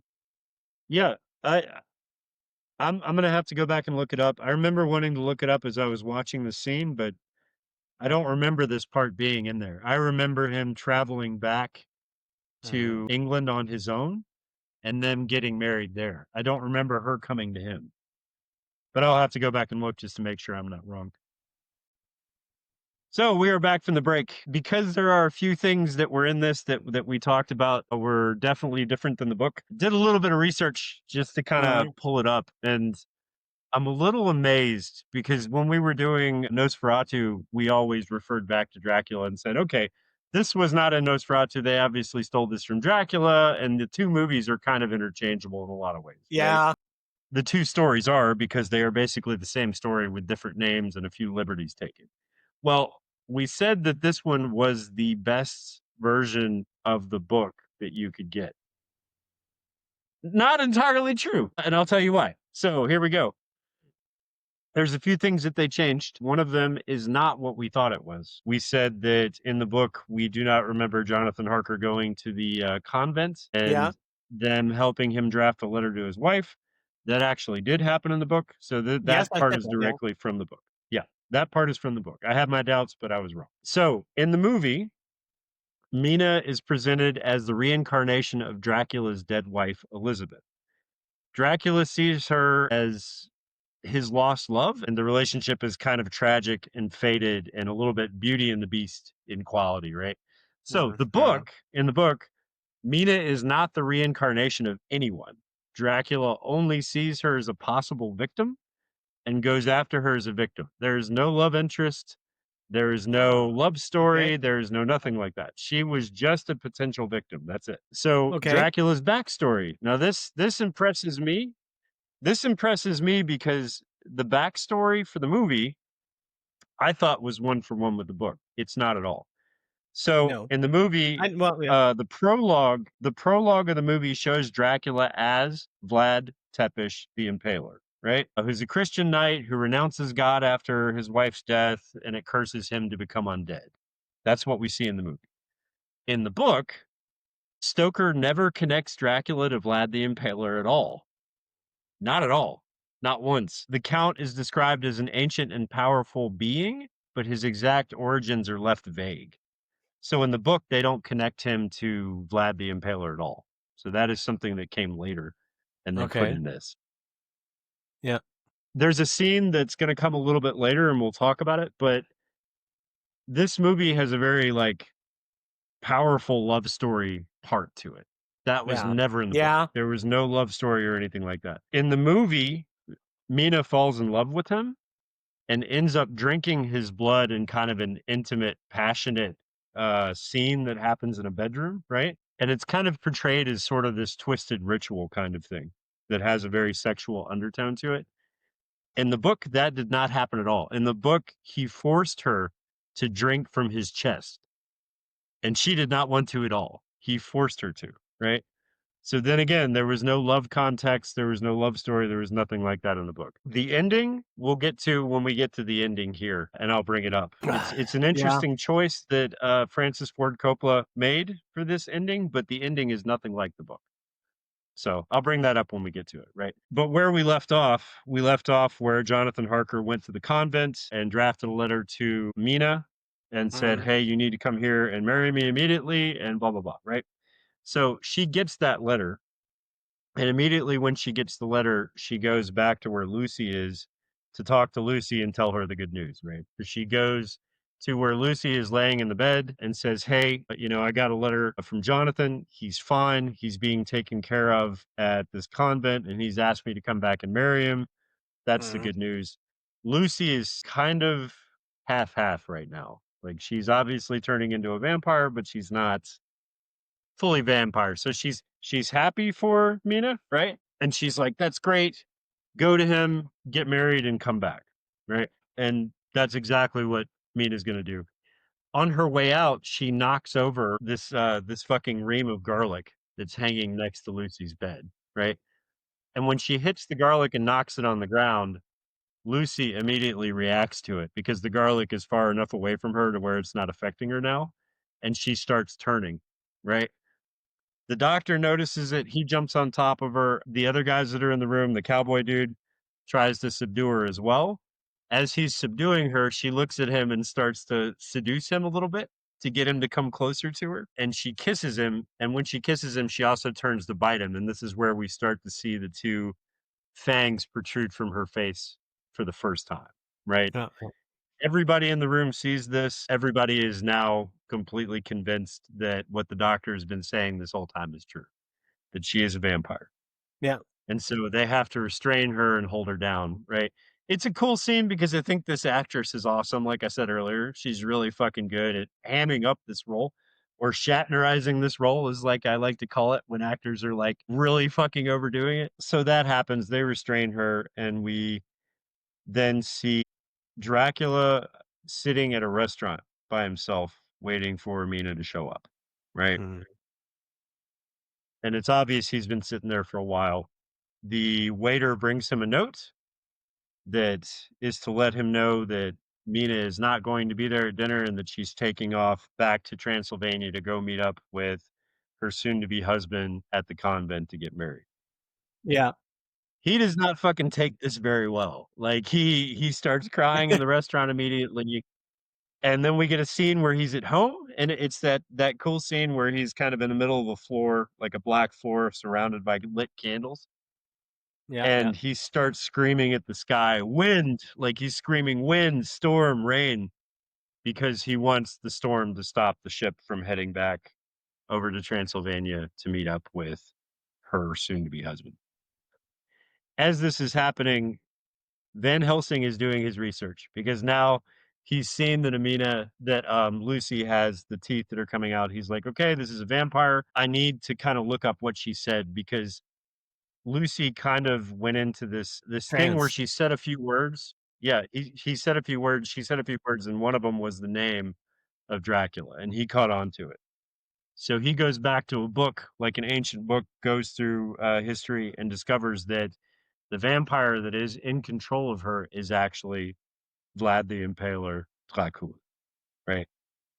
And Yeah. dude, this motherfucker is overjoyed. This fucking Van Helsing loses his goddamn mind. And this is where I'm saying this fucking actor, Anthony Hopkins, best Van Helsing ever. Like, he loses his fucking mind. He realizes it's Dracula. He like raises his fist to the sky and he screams, Dracula, The winds are going. He runs back to the house, which is being guarded by the cowboy guy and a night watchman and the fiance of Lucy, right? And he meets them outside. And he grabs the cowboy around the waist and like acts like he's basically dry humping him. And he's like, yeah, Lucy's become a bitch of the devil. She's a whore. She's the devil's concubine. This fuck cowboy's like, dude, you're fucking crazy. Yo, dude. It's just a good scene because he just completely acts like a total asshole here. I fucking love Anthony Hopkins, man. This guy should have been locked up. I'm just saying, I'm not really sure why the rest of everybody around him doesn't think he's absolutely insane. I think a lot of people probably would have locked him up or just punched him in the face the way he's acting. Yeah, like specifically because this is a time where people were still extremely religious. Yeah. Far worse. So if you're than running nowadays. around saying someone is a whore of the devil, she's the devil's concubine, then you're treading on some serious religious territory where people would have probably locked you up. But these guys are scared out of their wits, dude. It's obvious. Yeah. She's inside, strapped to a bed. It's dark. They're all walking around the premises with weapons, guarding because this doctor has got them convinced that Dracula is coming to get her. So this is the scene where everybody's fortifying everything. And I love this because there's a way that it's filmed here when Dracula actually starts heading towards the house that's really artsy and cool. Like you see this first person point of view of what he's seeing. And I think he's probably the wolf right now, right? I would assume. Mm-hmm. Is that what it was? Yeah, I think he's the wolf. And we're getting like a first person perspective as he's heading through the garden. As he passes flowers, they wilt. As he's passing animals, they die. And then he attacks the night watchman. He's the first victim. The night watchman gets trampled by the wolf. You see like a big spray of blood. He's down. Flash back to the room. And in the room, Lucy is in the bed, kind of convulsing, but not anywhere near like, later. She's convulsing in a dreamlike state. And her fiance is drunk and falling asleep next to the bed when he's supposed to be protecting her, which is great. So, what you definitely want to do if you're pulling night watch, watching someone to make sure Dracula doesn't come, is to get completely wasted and pass out in your chair. But that's what he does, right? Yeah. Fucking idiot. Probably not the best choice for a fiance. Yeah, but even if, the point is, let's be honest, even if he was alive, he would have been killed. I mean, Yeah. if he was awake, he would have had no chance. Yeah. Well, that's the thing. And I feel like Dracula could have killed these guys, but he was in such a hurry to just get in there and get the deed done that he didn't. Otherwise, I feel like every last one of these people would have been murdered so quick, right? But yeah, he doesn't. He kills the night watchman. He jumps the cowboy, basically knocks him out, and then runs into the room and attacks Lucy, but not before throwing the fiance all the way across the room, right? Fiance goes flying across the room. He attacks Lucy as the wolf, which is interesting. So you see a wolf attacking Lucy in the bed, and for all intents and purposes, kills her. Now we know that he didn't kill her. He just sealed the whole deal of her becoming a wanted to vampire. burn her. Yeah. But for everybody else involved, they think she's dead, right? So after this scene, we get a quick short of Mina heading over on the boat to Transylvania. And she's already on her way and she's reading the letter that he wrote. And there's a lot of hints in the letter that something is not completely right, that he's being held captive by this monster. So you have to feel like once she's read the letter, she actually kind of believes what's going on and that it relates directly to what's going on back home as well. She gets there. And the next scene we get is Jonathan Harker standing at an altar, waiting for her to show up. She's in a wedding dress. She walks up to the altar. We notice that Jonathan Harker, and this is kind of an interesting choice, Mike, because I don't think I've seen it done before. His hair is like turned completely gray, right? Like he's had his life force sucked out or whatever. Yeah. So they get married and their marriage is sealed. And at this point, you assume that they're kind of on their way back now, right? They're not going to stay there in Transylvania. Yeah. They're on their way back, even though we don't actually see them get on the boat or anything like that. So, yeah, then we're at the funeral scene, right? So everybody that was a friend of Lucy's, including her fiance, are all hanging in one room in front of her casket, which is a glass casket, and they've dressed her in her wedding dress. Right. I love this scene for more than a few reasons, right? Van Helsing has no fucking chill, dude. Like, he has no chill whatsoever. He's there while everybody's mourning and everybody's sad, and he's just kind of standing in the corner like, what comes next, Yeah, because he knows she's going to come back. Yeah, he knows she's going to come back. The other doctor that invited Van Helsing comes over to Van Helsing and says, hey, what's going on? Why are you standing over here by yourself? He's like, well, I'm actually standing here because I just wanted to ask you a question. I need to borrow your knife and a steak. And the guy is obviously in mourning. He's like, why do you want that? Oh, he's like, it's no big deal. I just want to, I want to stab the steak into her heart and cut off her head. Like in the middle of this fucking funeral. He's not mourning at all. He's just like, I'm just ready to get to the next fucking part, right? I want to kill a vampire. Like, yeah. Yeah, the doctor's like, you're completely fucking nuts. Whatever. Next scene we get is Mina and Jonathan Harker, and they're back in London on the streets, right? And they're in a carriage. And they're just arriving. Jonathan Harker looks out the window and notices that there's a man standing there that is eyeing them. And he immediately associates it with Dracula. He's like, wait a minute, that's him. That's him, but he's younger. Yeah. Because in this story, we don't get to see him get younger as Jonathan Harker sees him. This is the first time Jonathan Harker is seeing him young. Seeing him young, yeah. And so now Jonathan Harker is aware that Dracula is stalking them. Next scene you get, I have to wonder how he got it done, but Van Helsing has convinced all of these men that were at the funeral to head down into the mausoleum where Lucy's body is laying, right? And he's told them exactly what his plan is. He plans on stabbing a stake through her heart and cutting off her head.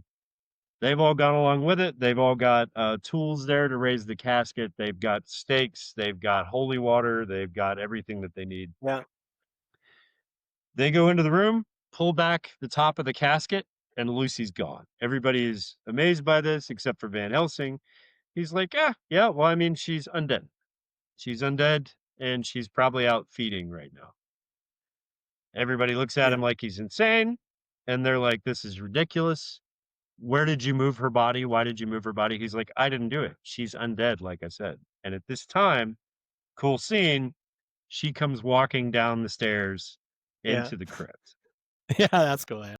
I fucking love the costume that she has on, and I haven't seen this done at Halloween, but I kind of wish somebody would do it because it looks cool as shit. It's a wedding dress that is being, it looks awesome. It's a wedding dress that's being used as a burial gown. It has a very like frilly neck piece that kind of comes out to here. She's wearing a bonnet and her face is completely dead white. It's creepy as shit. Very cool. This is also a scene that was in the book, but it wasn't really done to this effect. Sadly, like this is awesome. She comes down the stairs. In the book, she is holding an infant, like a brand new baby that she's going to feed off of, right? They didn't do that for the movie. In the movie, instead, they kind of had a toddler. Like this kid looks like she's probably like, I don't know, 3 years old or something, right? Yeah, probably. Yeah. She's carrying a 3-year-old down the stairs. I got the feeling that she kind of already fed off of this child a little bit because she has blood coming down her face. I'm like, did she feed off of him already? I don't know. She comes downstairs with the baby in her arms and makes her way to the casket. These men have all hidden themselves so that she can't see them. And as she's about to crawl back in the casket, Van Helsing jumps out and surprises her, and she drops the baby. In the book, she drops the baby and the baby hits the floor. They didn't do that in this movie. It's a toddler, so it just falls and starts crying. One of the men runs in, picks up the toddler, and gets the baby away from her. She starts doing the typical vampire thing, which is hissing and trying to attack them. One of the men pulls out a crucifix and shows it to her.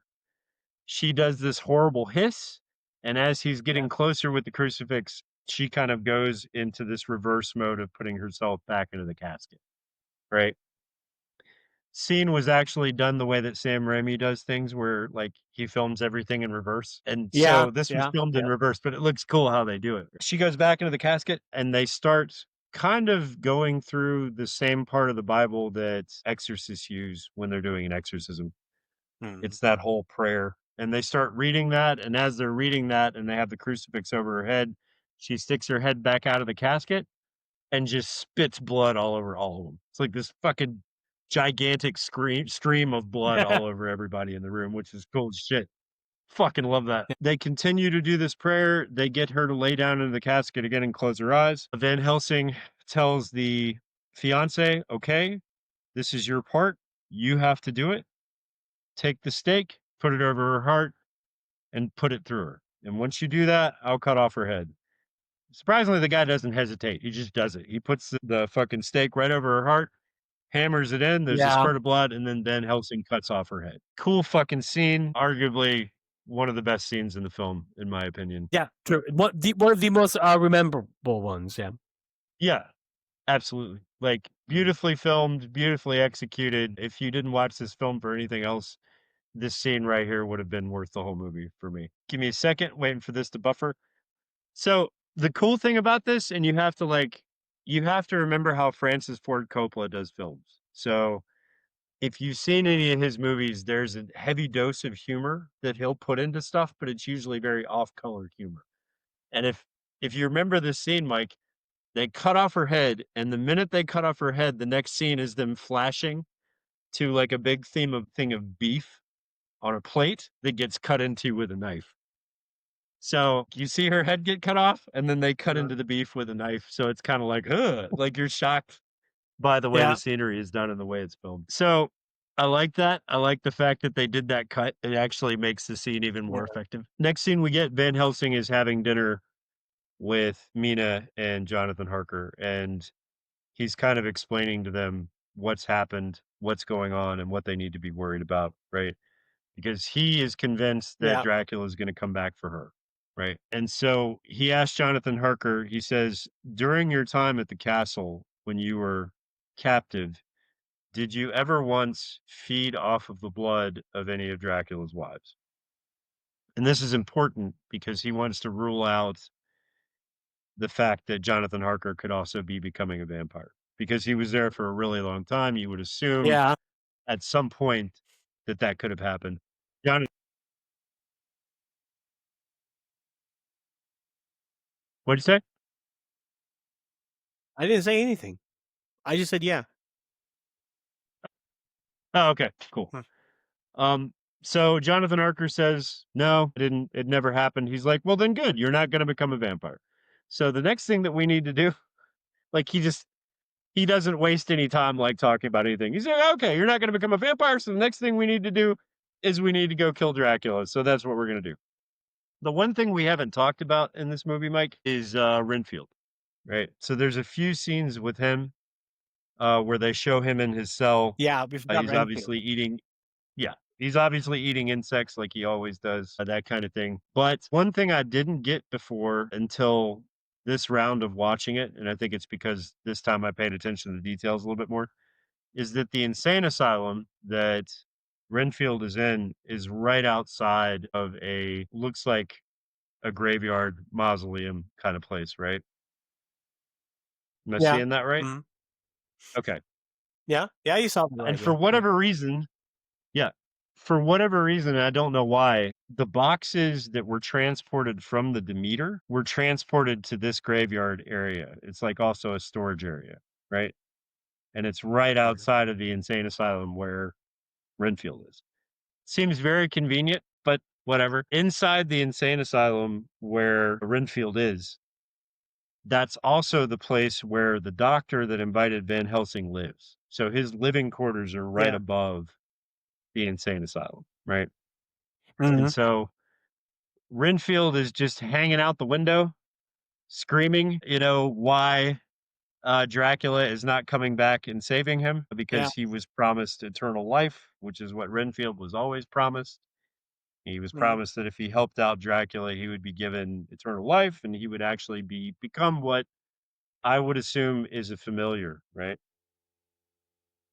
No, he already is a familiar. No? Hmm. That's the thing. He already is a familiar. This is something like, basically, familiars in other stories are called ghouls, basically vampire serpents. No? And in some Okay. stories, they eat bugs. No, that's how they gain their supernatural for sustenance or whatever. And in other stories, specifically Vampire the Masquerade, Right. they're basically just addicted to vampire blood.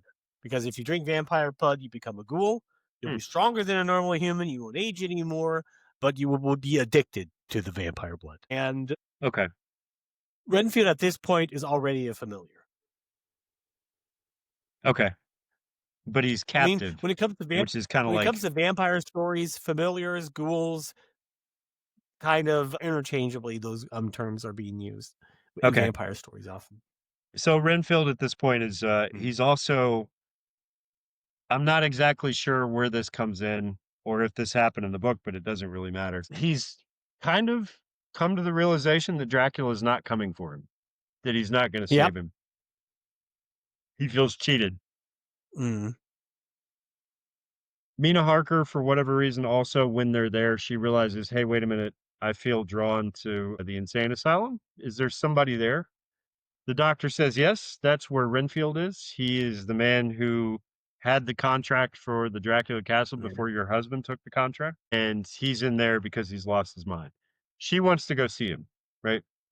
So they take her inside to go see Renfield. Renfield basically, and I don't know why, he basically warns her and says, you need to get away from here. You need to go somewhere else. He's coming after you, and you need to make yourself as safe as possible, right? When she leaves and she takes that message, he curses Dracula. He curses him and says, damn you for lying to me. Damn you for not keeping your promise. I know you want her and not me. Basically, fuck you, you know? Assuming Dracula heard this, because as the rest of them are heading towards the mausoleum where he is to kill him, he turns into green smoke and leaves the mausoleum and goes into the insane asylum and goes into Renfield's cell and says, you've betrayed me. And then takes Renfield and starts slamming his face over and over and over into the bars at the insane asylum until he's dead. Until he's dead. Why the fuck did this happen, Mike? Because I don't remember this at all. I've only seen it in this movie. But why? That was his familiar. What the fuck? Well, isn't it obvious? Because yeah, but he betrayed him. He betrayed him. No, Renfield betrayed Dracula. Obviously, Yeah, you okay. literally just said he told him to go fuck you. He warned Nina to get her place himself, and Nina is specifically the one Dracula is after. And so obviously, Renfield betrayed Dracula, and Dracula only knows one punishment. Dracula at this point, when it comes to familiars, not or ghouls or whatever, not whatever term you want to use now, because ghouls is also it's a type of fantasy creature that's something entirely different from story to story, whatever it's been doing. But however, familiar or ghouls, technically, he's literally just a servant for vampires, often just tools. And they often don't really, vampires at least, don't value their lives. They're just purely a tool. Okay. And at this point, the tools stop working, so Dracula's going to get rid of him because he's became a liability. Okay. That's was the entire makes sense then. thing behind it. Yeah. Okay. All right. So yeah. He kills Renfield. Renfield's dead. He's already in the insane asylum, right? As green smoke. They've put Mina upstairs in the bedroom of the doctor who lives there. Yeah. While the rest of them are going to Dracula's box to kill him. He knows she's up there. He goes into the room while she's in bed and infiltrates the room and infiltrates the bed. So now he is in bed with her. And we get this crazy scene that we talked about just a little while ago. Yeah.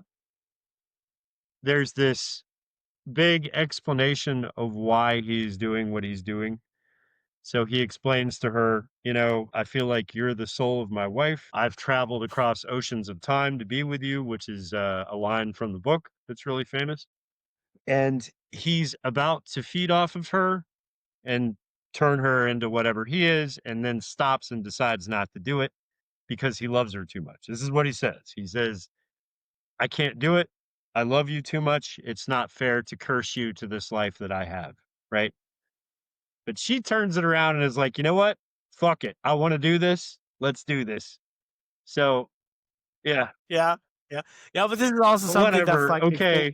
This is the one point, from the movie where Dracula kind of breaks character because it's like he's gone through all of this shit, just to be with this woman. And obviously he wants to turn her, and now when he's basically finally there, he's like, oh, now I'm going to have second thoughts. I mean, if you see what everything this guy so far has done, vampire, why the fuck would he care now? I mean, Lucy obviously was probably Lucy was probably just supposed to be either a vampire servant, or a scapegoat. Probably. He probably turned her, and then people would think she was a vampire, and one of those two, I think. But he clearly had the intention to make Nina his equal, not his partner. No?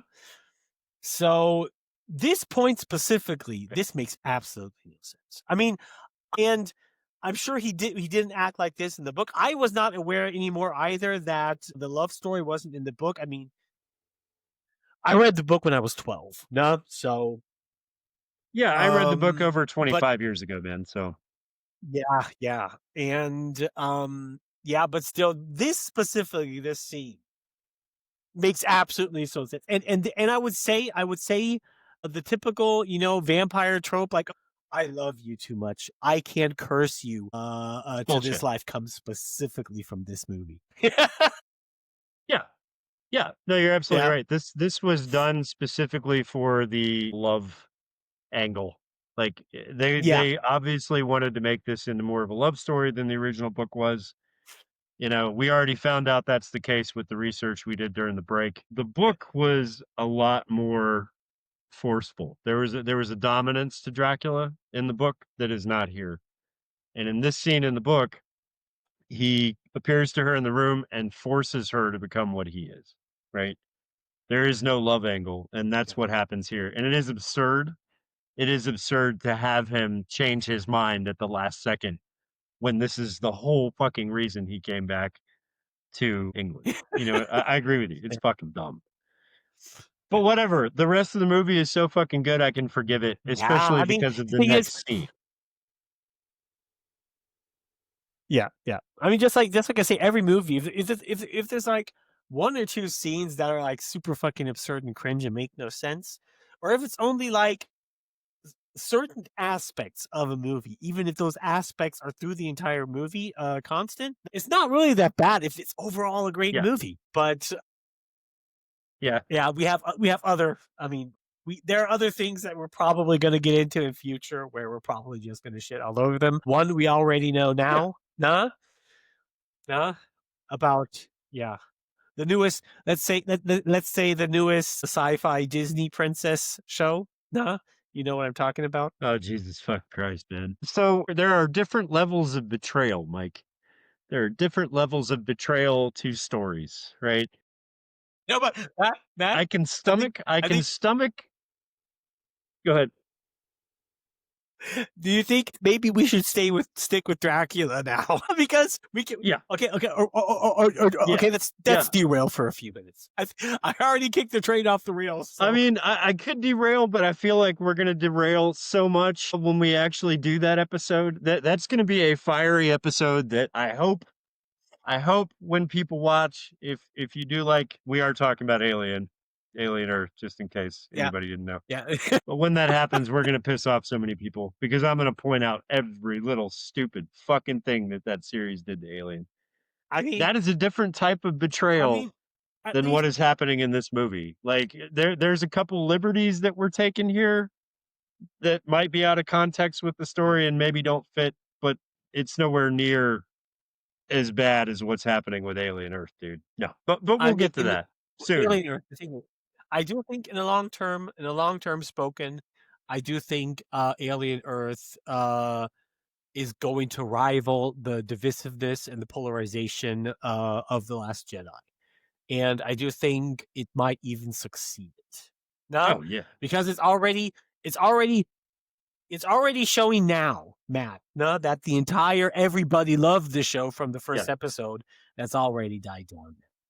And now you can see a lot of people fucking hating it. So I mean, they tried to fake the popularity just like they did with Supergirl and other shows like that. No, but I said straight up to begin with because one thing they brought up with Alien Earth was 10 million people watched it. No. And it's like, okay, great. That's like the first episode. That means absolutely fucking nothing. It's Alien. Of course, millions of people are going to tune into it. No? How does it still look after 3, 4, 5 episodes? Those numbers are relevant. And they're bringing up nothing. Nothing. Matt. No. I mean, so that they're also not bragging about it anymore. They're not bragging about numbers. No. I mean, one thing you can say consistent throughout media, if it's movies, if it's TV shows, if it's video games, if something is actually popular and successful, they brag about it. They will brag about it everywhere. And if you don't see them doing that, I know. There's Yeah, probably a good exactly. reason for it. Yeah. Yeah. Yeah. We'll see. It's going to be a fun episode either way. I'm going to have to like sit down and watch every episode and go through it, kind of outlining it. Because if we try to do it like we do Mhm. this, it's going to be super fucking long and we're going to be raging the whole time. Stick Yeah, we around for might that have to do episode. it. Just We saying. might have to do it in multiple Anyway, episodes. But I think we should get go should ahead. get the train back on the rails. Yeah. Yeah. Okay.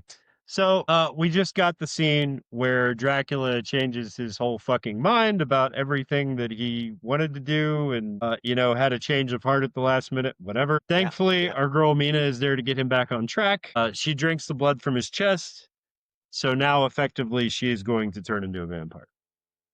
At this exact same time, Yes. So basically, the other Dracula, like, guys no, are I don't back want to do from the it. I don't want to mausoleum. do it. But this basic scene you can sum up as Dracula all of a sudden is like, I don't want to do it. I don't want to do it. Then Nina, no, turn me, bitch. Yeah. Exactly what it comes down to. And it didn't happen in the book.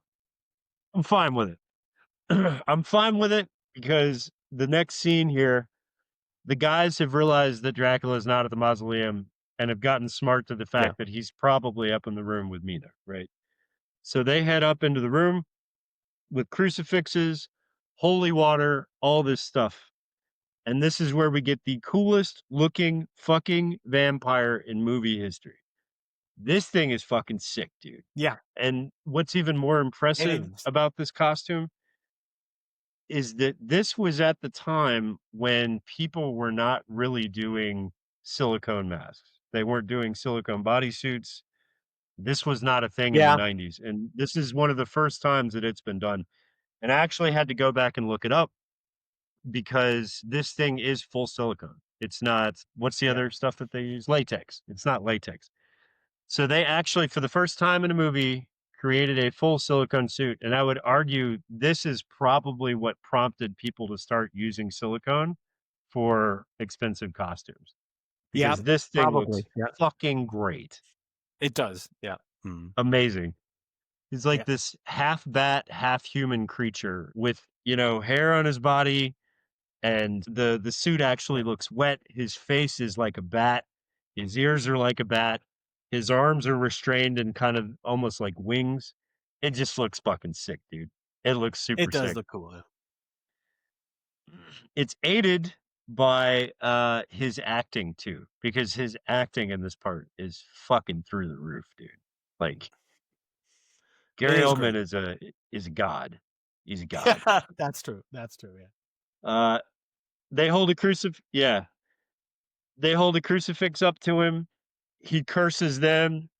He says, "Look what your God did to me. Look at what I've become.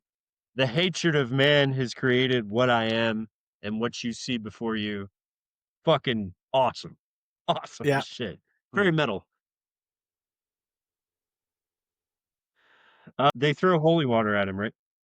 Huh? They do. I think, and the cross starts to burn. The cross starts to burn, and they're holy water. What I love about this design is, first, it's brilliant, and what's funny is how often this design specifically was used in further vampire stories. I mean, Underworld, to a certain degree, done this in Underworld 2. Skyrim even does it, because I don't know if you play Skyrim, you can become a vampire count in Skyrim, and you can turn into that fucking thing. Fucking No cool shit. Yes, I played Skyrim, but I never played the vampire part of it. Okay. There are multiple ways. There are multiple ways you can become a vampire. Like, just become a normal vampire, you get infected by one. But there's a storyline, where you become a vampire hunter that will lead you to the main cast of the castle, and you can actually directly be turned by a vampire count, becoming a vampire count yourself. And if you do that, if you become a vampire that way in the story, you can turn into that thing in the game. Okay. That's fucking badass. I didn't know the only thing in the game that's it's badass. Super. I played that. It's super badass. The only thing that's even fucking cooler in Skyrim than that, is being a werewolf. I did play the werewolf part. Yeah. Yeah, being a werewolf is fun as fuck. Especially since, Mike, and you know this too, especially since you can kill entire villages and then the next day be a human and be like, "Oh, what happened here? What happened? Dude, I had so much fun as a werewolf. I did that for hours. I slaughtered entire villages, and then the next day I came back. But what happened here? It's fucking hilarious. I love it. Yeah. Also, the crazy thing is, in It's Skyrim, ridiculous. there's a specific ring you can get because you can only turn once per day as a werewolf, not in the game. Yeah. With the exception, if you find a specific ring that allows you to turn as often as you want. And I found that ring in the game as a werewolf. No shit. Okay. Yeah. I didn't know that. Yeah. I think there is, I mean, I may be wrong about this. I read somewhere that they're re-releasing that, kind of like they did the other Elder Scrolls game Oblivion. before that. Yeah, Oblivion. They're releasing it now with newer graphics and an updated engine and all sorts of shit. So I'm down. Maybe. I'll sign I up don't know. because I love the game. I mean, if they want to do that, I mean, okay. It's like I love Skyrim. I played Oblivion too, the Oblivion remake. It was quite okay. I liked it, but I did not know Oblivion did not really have the same flair as Skyrim did for me personally, at least. I also became a vampire in Oblivion, not willingly. I totally fucking forgot it. I was not even aware that I fought a vampire. No. But you can get super infected fast, and I was just playing my game. I wasn't really looking at my stats. If it would have done, I would have noticed it. Just after a few times, I just turned into a vampire. Like, oh, fucking shit. I fought a vampire at some point in the game and didn't even look at it, but however. Yeah.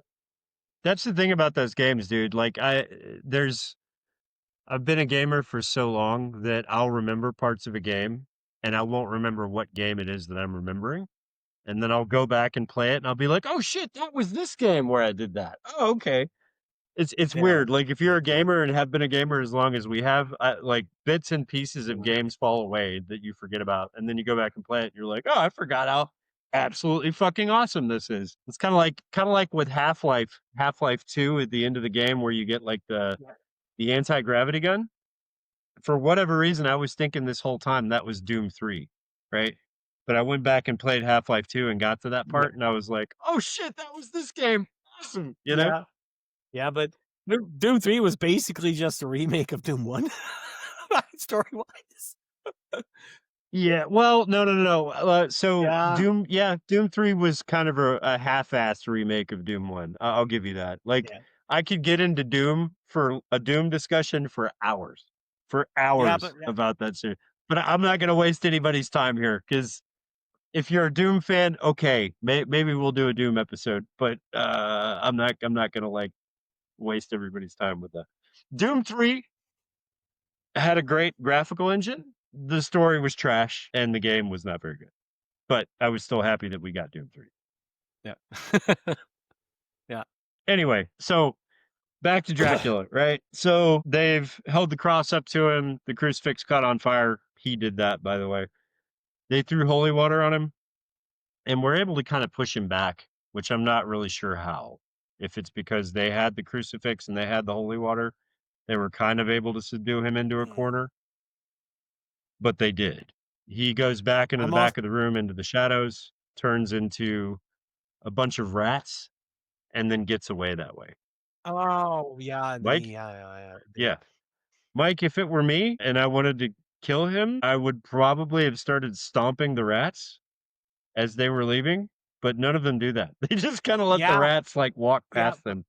I'm like, that's Dracula, right? Yeah, because a lot of these people, it's Dracula, but a lot of these people are entirely sure what he can do. And these probably also pretty fucked up. They do not know what's real at this moment.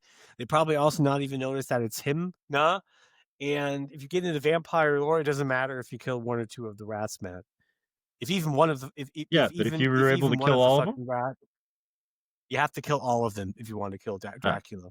If you want to kill him now, you're going to have to kill. Still, I would have been stomping rats like a motherfucker because it would have been a rat stomp extravaganza. A lot of people, a lot of people would have, but these people are just fucking freaked out. But I mean, I could be a lot of these people that are standing there, except for Van Helsing. He's like, yeah, we have to kill him, whatever. even though they know what's going on, if you're specifically in that situation, specifically people that have no knowledge of vampires or supernatural creatures, because let's be honest, in this time of the area, this probably was not a creature that was that well known, to be honest. And they're going to be sit there. They've been through probably so much shit within the last few minutes. They've seen much more evil supernatural shit than the most people have seen in their entire fucking lives. They're probably just going to be standing there like, what the fuck is going on? I would have still been stomping rats That's how like I no heard. tomorrow. But I mean, that's just me. But then again, like you said, the movie has to kind of be taken in context, just like any other horror film. And I think one of the things about horror films that people tend to miss is that they're like, don't they know that zombies are like this? Don't they know that vampires are like this? And the answer is no, they don't know, because the movie is about people that are encountering vampires for the first time or encountering zombies for the first time. They don't know the lore. Exactly. That's the thing. I mean, this is just like we come back to a lot of vampire stories now, but zombies now, just like we had the discussion with Dawn of the Dead now before we started the episode. And zombies is very specific, and not all of them, but in a lot of zombie scenarios, you have to take in consideration that in a lot of these universes, people don't know what a zombie is. And vampires is something differently. Now, in a lot of stories, it's specifically interesting why in a lot of vampire movies, books, and stories, they introduce the vampire lore in that way. Like they say, oh, it's not the way in the movies. It's like this. That's what's pretty much done nowadays. But Dracula specifically, or Nosferatu specifically, these are people that aren't aware of what a vampire is. Not just like you said. And if a lot of people are sitting there, just like you said, like they should know this, no, they don't. These are not people from the 21st century. These are people from the 18th century or the 20th century. I'm not sure what year it's in. And even when it comes to pop culture, I honestly don't know. I'm going to plead ignorance here. I have no idea exactly when this is taking place. I think because it's 18 something. Yeah, whatever. It's got to be 18 century something or whatever. No, but a lot of stuff like vampire, werewolf, zombies, and all these monster things, no, did not become such a pop cultural phenomenon, no, as the day until the 20th century or the 20th century. That is when that all started to happen. Movies specifically, of course. These things were around before that. Dracula existed before movies. And just like, I mean, even the modern vampire we know now, just like fairy tales and all that kind of shit kind of existed. But it was not like, how should I say it now? If you say, what is a vampire? Everybody's going to be able to tell you that. No? A supernatural creature that drinks blood. What's a zombie? Yeah. Undead, flesh-eating corpses. That's just things people know nowadays because we had it so hardly hammered through books, video games, movies, whatever. This is all something pop culture that did not exist at that time. I would even say, I'm not a historian. I would even say to a certain degree, pop culture itself, did not even exist in this area of time. But I might be wrong about that. I'm not a historian. Well, it did, but not quite like we have now. You have to think about what people had at their disposal for entertainment, which was books, newspapers, and then eventually radio, which they had none of that at this time. They had books. That's about it. So pop culture was only word of mouth on the street. Yeah. And a lot of people back then couldn't even read either. Right. Yeah, that's the other thing. A lot of movies like this that do movies about this time frame don't realize is that it was probably around 40% of people couldn't read. That was also a thing in the 1800s, especially, I mean, let's not get into America, but specifically for like England and that area. Like we had just gotten done with the plague not that long ago. Yeah. But yeah, I digress. So after he turns into rats and he leaves, Van Helsing says, you know what? He was here to do what he's done, which he's turned her basically into a vampire. He's gone. He's leaving. We're not going to see him again. but we need to kill him because if we don't kill him, then Mina is going to stay a vampire. Like the only way for her to be saved, if we want to save her soul, is to kill him. And by the way, we should be killing him anyway. Right. They put Mina in a bed. They realize that she is starting to turn, but that she also has a very strong connection to Dracula, which, I mean, that's obvious. That's in the book and throughout vampire lore as well. Whoever the vampire is that turned another vampire, they have a connection to that person. Van Helsing realizes that, and he wants to know where Dracula is going. So he goes to the bed where Mina's laying and says, "Hey, Yeah. I want to hypnotize you because if I'm able to do that and you're able to give me information, then we'll know where he's going." So he hypnotizes her and she starts telling him what she hears and sees. And what she hears Yeah. and sees are waves on water and the sounds of chains hitting a wooden box. And so he's able to deduct from that, Yeah. okay, he's back in his box and he's on a boat heading back overseas to Transylvania, right? And if he makes it there in time, then he's going to also have her come see him there. She's going to be drawn back to Transylvania. So knowing what they know, and this is kind of cool too, like the logistics here are very smart. Yeah. So Yeah. they know that Dracula has to be in a box that has his soil from his country in it, and that's the only way he's able to sleep and survive. The only way he can do that is to be transported by a boat overseas. Now, from where they are in England, they can get to Dracula's castle in Transylvania quicker than Dracula can get there by boat. So that's exactly what they decide to do. They decide to take off on horseback and then eventually train. Yeah. And they're also taking Mina with them because the entire time that Mina's with them, they think that she'll be able to give them updates about where Dracula is. This turns out to be not such a good idea because at the same time they're using her to spy on where Dracula is using his connection with her to figure out where they are. So what happens is as they're in a train after going on horseback all the way to Transylvania and they're in a train to head to Budapest, they realize that he has now changed his course. So he is now, from what I remember, if I'm not mistaken, he kills the people he's on the boat with, and the boat crashes somewhere into land. He then gets in a coach and starts heading the same direction they are. And they're almost neck and neck. And they realize this halfway through the voyage. They're like, he's not there yet, but he's actually gaining on us because we had to sleep overnight and he doesn't have to sleep. So his coach continued and they stopped for the night, right? So they rearranged their plans a little bit to try to get to another part of Europe and bypass having to take a boat to get to Transylvania so that they can get there quicker. And so what happens is they end up in Transylvania after getting off of a train about, I'd say maybe a day before Dracula gets there. And what they've decided to do is this is the same group of men that have been here the whole time. This is the same group that left. They continue towards the castle and Van Helsing stops with Mina overnight in the countryside. And we get in the book, and I think this was in the book, he had like circles of salt that he put on the earth that he kept her inside of because if she wasn't able to cross outside of the salt, and in turn, no vampires were able to cross through the salt to get to her. So in that case, she was safe. But he doesn't do that here. He just kind of watches over her during the nighttime, which I thought was a bold choice, but whatever. Because you have what amounts to a vampire hanging out with you at night and you having no way to protect yourself, which Mike, correct me if I'm wrong, if she wants to attack him by himself, she very well easily could overpower him correctly, right? I assume.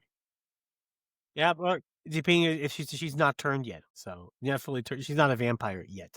No, Not fully, but she's Yeah. halfway there, right? she's At turned. least. Yeah, Okay. So while they're hanging out at night, she decides, obviously, because she's drawn to Dracula, that she wants to get the fuck out of there. So she starts trying to seduce Dr. Van Helsing because she figures if she can seduce him, she can overpower him, and then she can leave and go to the castle. She tries that. Yeah. It doesn't work. Van Helsing realizes what's going on, and he sets a circle of fire around her. So now she can't get out of the circle of fire. While that's happening, the brides of Dracula start attacking Van Helsing. First thing they do is take out all the horses, and they're kind of surrounding him. He's able to kind of push them off because I think the sun comes out, right? And this is where they explain, if we can make it to morning light, we'll be okay, because morning light weakens vampires. It doesn't kill them, but it weakens them. So they're in a weakened state and they're unable to really attack the way that they normally would. So that's what he does. He staves them off until the sun comes out. So Mina and him are fine. But when the sun comes out, he's not fucking stupid. Van Helsing gets up and goes to the crypt. And Mike, I don't know how he knew where the wives were sleeping, but whatever. He goes to the crypt where Dracula's wives are sleeping and cuts off all their heads, right? And then throws the heads off of a bridge. Cool scene. Pretty gory. Mm-hmm. So after he cuts off their head and throws them off the bridge, he goes back to Mina. She notices that Dracula's coach is heading in their direction. She can feel it and she can see it. And so now everybody is aware of that. His coach is being driven and guarded by basically what we could say it's Romania. So these are, what can I say, Mike? What do you call them? Can't call them gypsies, right? I guess you could call them gypsies. These are gypsies. Yeah. Yeah.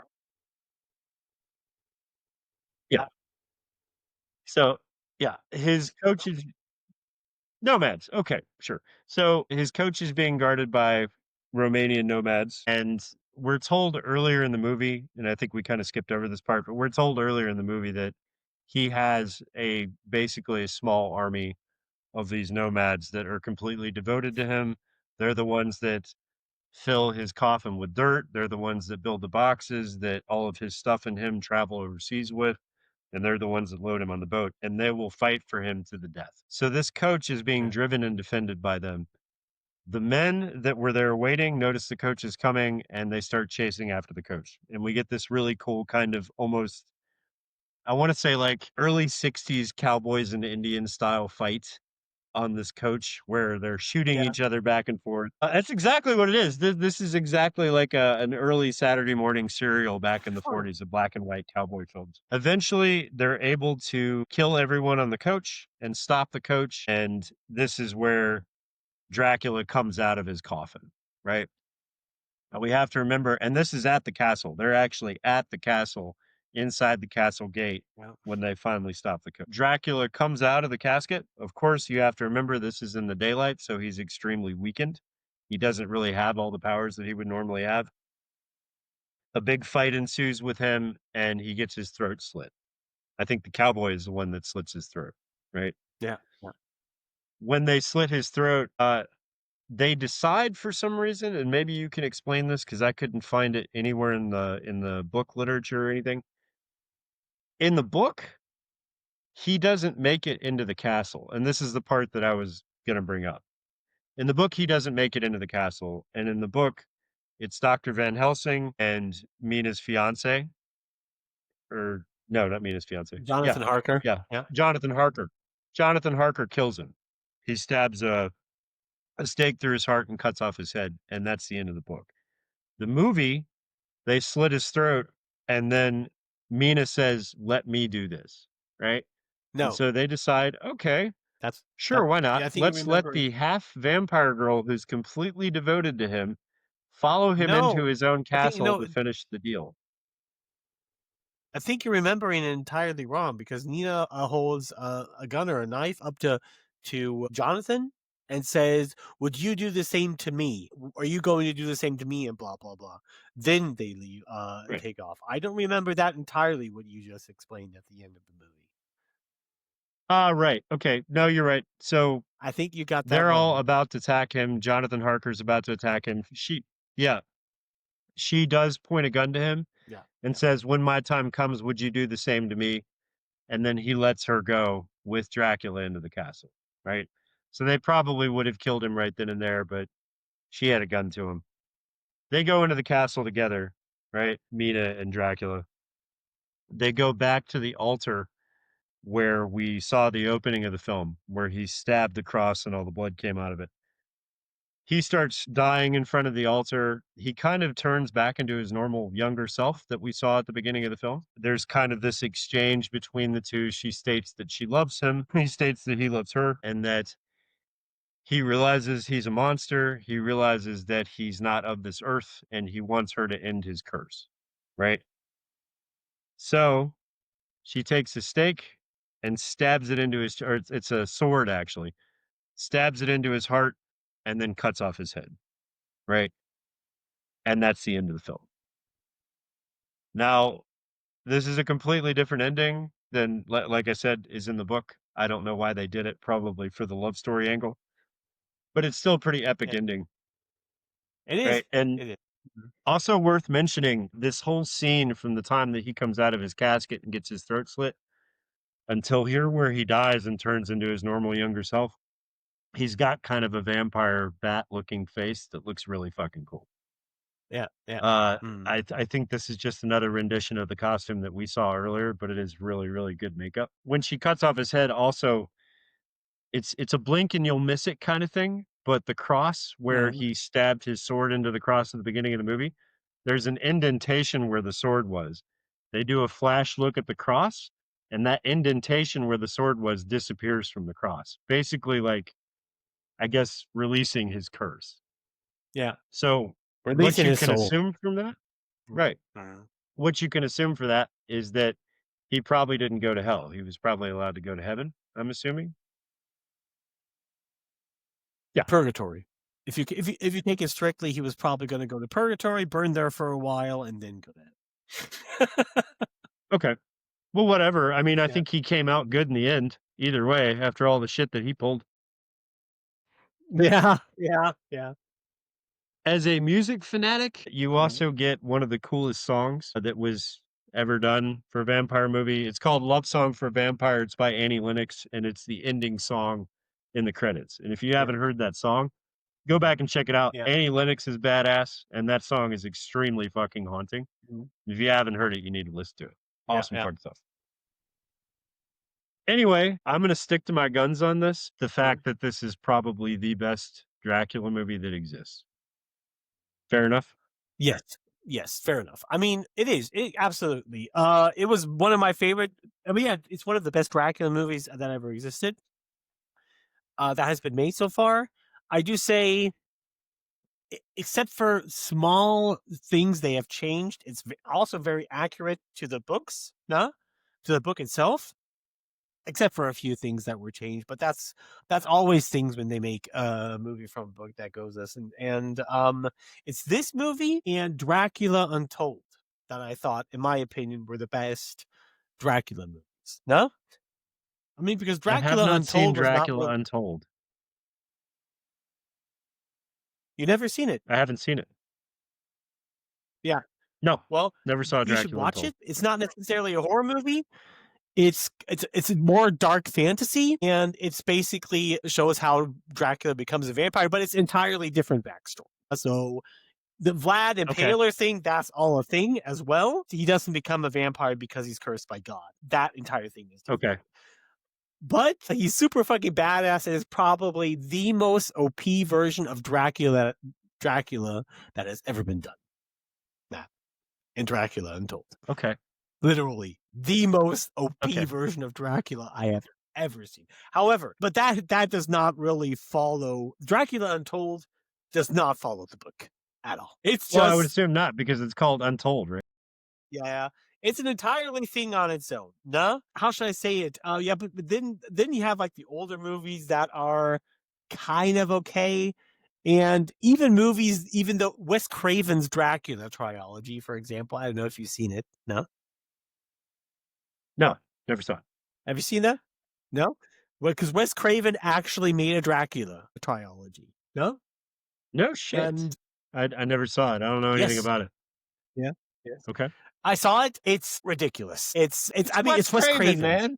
I mean, it's Wes Craven. I was going to say. I mean, you know the that guy actor can't tell a Daryl. cohesive story to save his life. No, it can't. I mean, the story is cohesive. It's not that it's not cohesive. No, it's just Okay. a very weird Dracula story, I would say. No? Gerald Okay. Butler, the guy that played 300? No? Yeah. No? Yeah. He's Dracula in this movie. Oh, He plays Dracula. okay. Yes. And it's in modern day sometime. It's amusing how I watched all 3 parts and they're all good, but they're different in their ways because this kind of like takes the entire Dracula story, it splits it up into 3 entirely different movies, puts it into the present setting, and totally changes it and makes it ups around. It starts out with Okay. Dracula reawakening in the U.S. because he can't be killed. Van Helsing has survived for centuries by putting leeches on Dracula, no? And then taking that blood from the leeches and injecting it into himself, no? Somehow that Okay. purified the Dracula blood, and he could extend his life without becoming a vampire. He did that specifically because he Okay. did not know how to kill Dracula. Because they could never figure out how to kill Dracula. And instead, they locked him into a Okay. coffin. However, it leads to this Dracula in the second movie turning this one girl and then leaving her at the end of the second part. And then the third part takes place entirely in Romania. Weird? It's very, very weird because it's made by Wes Craven. No? Okay. Silly as hell, but it is interesting. I mean, Okay. it's just Wes Craven. Everything Wes Craven does Yeah, has yeah. You got to take Wes Craven as Wes Craven. Nightmare on man. Elm Street. Yeah, it's Wes Craven. It's Okay. weird. It's weird. Okay. I It's like worth it. seeing then. It's just I mean, it's one of the weirdest Dracula movies ever, and what a lot of people don't know is that it's a fucking trilogy. He made 3 Dracula movies. okay. Yeah, I've never heard of that, dude. So I guess I'm gonna have to watch it now. I gotta watch all Wes Craven shit, dude. Because the guy's weird. Like you can say what you want about Wes Craven. He makes very compelling stories and set Unique. pieces, and he's made a name for himself in doing that. That's not to say that his stuff is not sometimes bad. I'm probably gonna get some hate for that, but I mean, Wes Craven has made some bad movies. Let's not beat around the bush. And he got them made specifically because he is Wes Craven. They were like, "That's Wes Craven. Let him make the movie." No, bad idea. Clive Barker's much the same, to be fair. Anyway, I love this fucking movie. I'm glad we got to do it. Yeah, me too. Absolutely. It's a shame that Francis Ford Coppola has not made more horror. I think this might, I don't want to say this is his only horror movie, but this might be his only known horror film. And it's fucking excellent. It is. It's brilliant. It's brilliant. And it's And it's one of his only horror movies and one of the best Dracula movies ever made. No? Yeah.